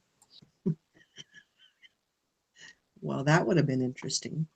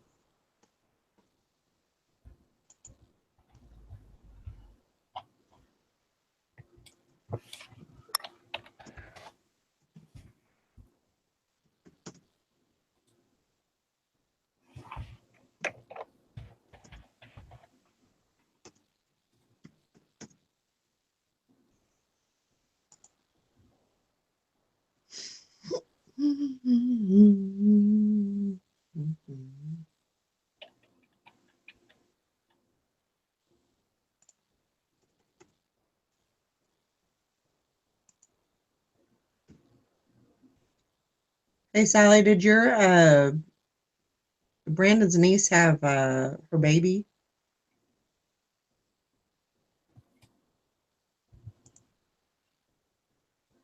No, she didn't yet. That's good. They were able to stop her labor. Good.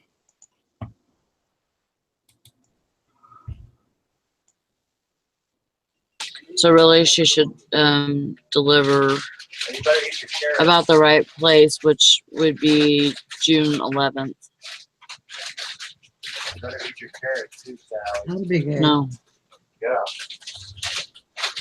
Okay, so back to the insurance thing. If you get commercial plus prices, you get $100 worth of insurance. Otherwise, you get $50 worth. It's not an eBay thing. It's not a PayPal thing. It depends on who. I just actually went and read the whole domestic mailing manual. Well, not the entire thing. It's like 2,000 pages long.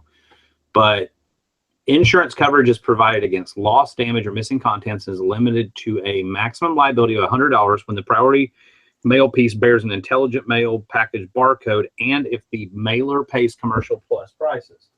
You only get commercial plus if you are, I believe it's, don't quote me on this one, top rated seller or power seller, which I don't even think power seller really even exists anymore. But here, let me cover this up. But basically what it's going to look like is, and if you're not sure which one you're getting, if you look at right there. And I don't know why it showed the postage on this one. Oh, because I did this one to a bulk thingy. See right underneath where it says Pitney Bowes Com Plus price. So because I'm top rated seller, so I do get commercial plus. So if you're not top rated seller, just next time you ship a priority package, if you're unsure what you are, what pricing you're getting through eBay or through PayPal shipping, it doesn't show up on first class. Yeah, actually it does. That's commercial base. But next time you ship a priority one, look at that and see if you're getting the commercial plus, which actually is or used to be one of the advantages of being top rated seller, was you got a little bit better shipping pricing. But if you're not that, then you're only going to be eligible up to $50 on priority. So it's actually very dependent upon what kind of commercial account you're using, which, I mean, you're using PayPal. Does that make sense? Did that make any sense? Because everybody just went really quiet on me. Yeah, it makes sense. So, well, I remember there was a stipulation because I read all this. This came up again about 6 months ago. Okay, that's Megan Carl says that would make sense. I'm top rated. It was a regional A purchase through eBay. Yeah, and chances are. So for anybody out there that's unsure, like I said, next time you ship a priority package, and that's an incentive to get, hold on, let's see, top rated seller, hold on, eBay shipping discounts. There's a chart somewhere, hold on. 2000, now I gotta, all eBay sellers who use eBay labels to pay for postage and print shipping labels automatically get USPS commercial base. Qualified sellers, including eBay top rated sellers, as well as sellers who have an average of 300 packages per month, receive commercial plus pricing. So that's an incentive to be top rated seller. You get more, you get $50 more worth of insurance on your priority stuff. You also get, just to use as an example here, 2007 average eBay, you're going to save, according to this little chart thing they have, you're going to save about 2% on your average label. Your average label price with commercial plus over commercial base. So there you go. So, I mean, that could add up. Plus you get more boost in visibility. Just saying. I really want to go eat Chinese. Nobody wants to go with me. Where's my daughter? She'll go with me. Hey, let's go eat Chinese buffet. I have no friends. See, this is why I need Jim Bennett to move here. He'd probably eat Chinese buffet. Wait a minute, is Zilke back in town? I'm just going down to, this is in no particular order. It's not like I'm going through in the order of how I like people. You were my last choice. Hey, I'm gonna take a nap after dinner, and dinner's almost done. So, do you guys want me to shut it down, or you want me to keep it on? I'm about to go do something else, so it's up to you. You can just shut it down. That's fine. Okay. Still got about another 5 minutes. All right. Well, I will see you guys later. See you. Thanks for hanging out with us. Bye, everybody in the chat. Bye, Felicia in the chat. See you tomorrow at the morning show. Oh, butt crack 30. I'm still Yep. waiting on my break. You're there, be square, like Dusty. Yeah, Okay. and Sally. Bye, guys. I'm circle, not square. You lose. Why are we? Oh, we're still live.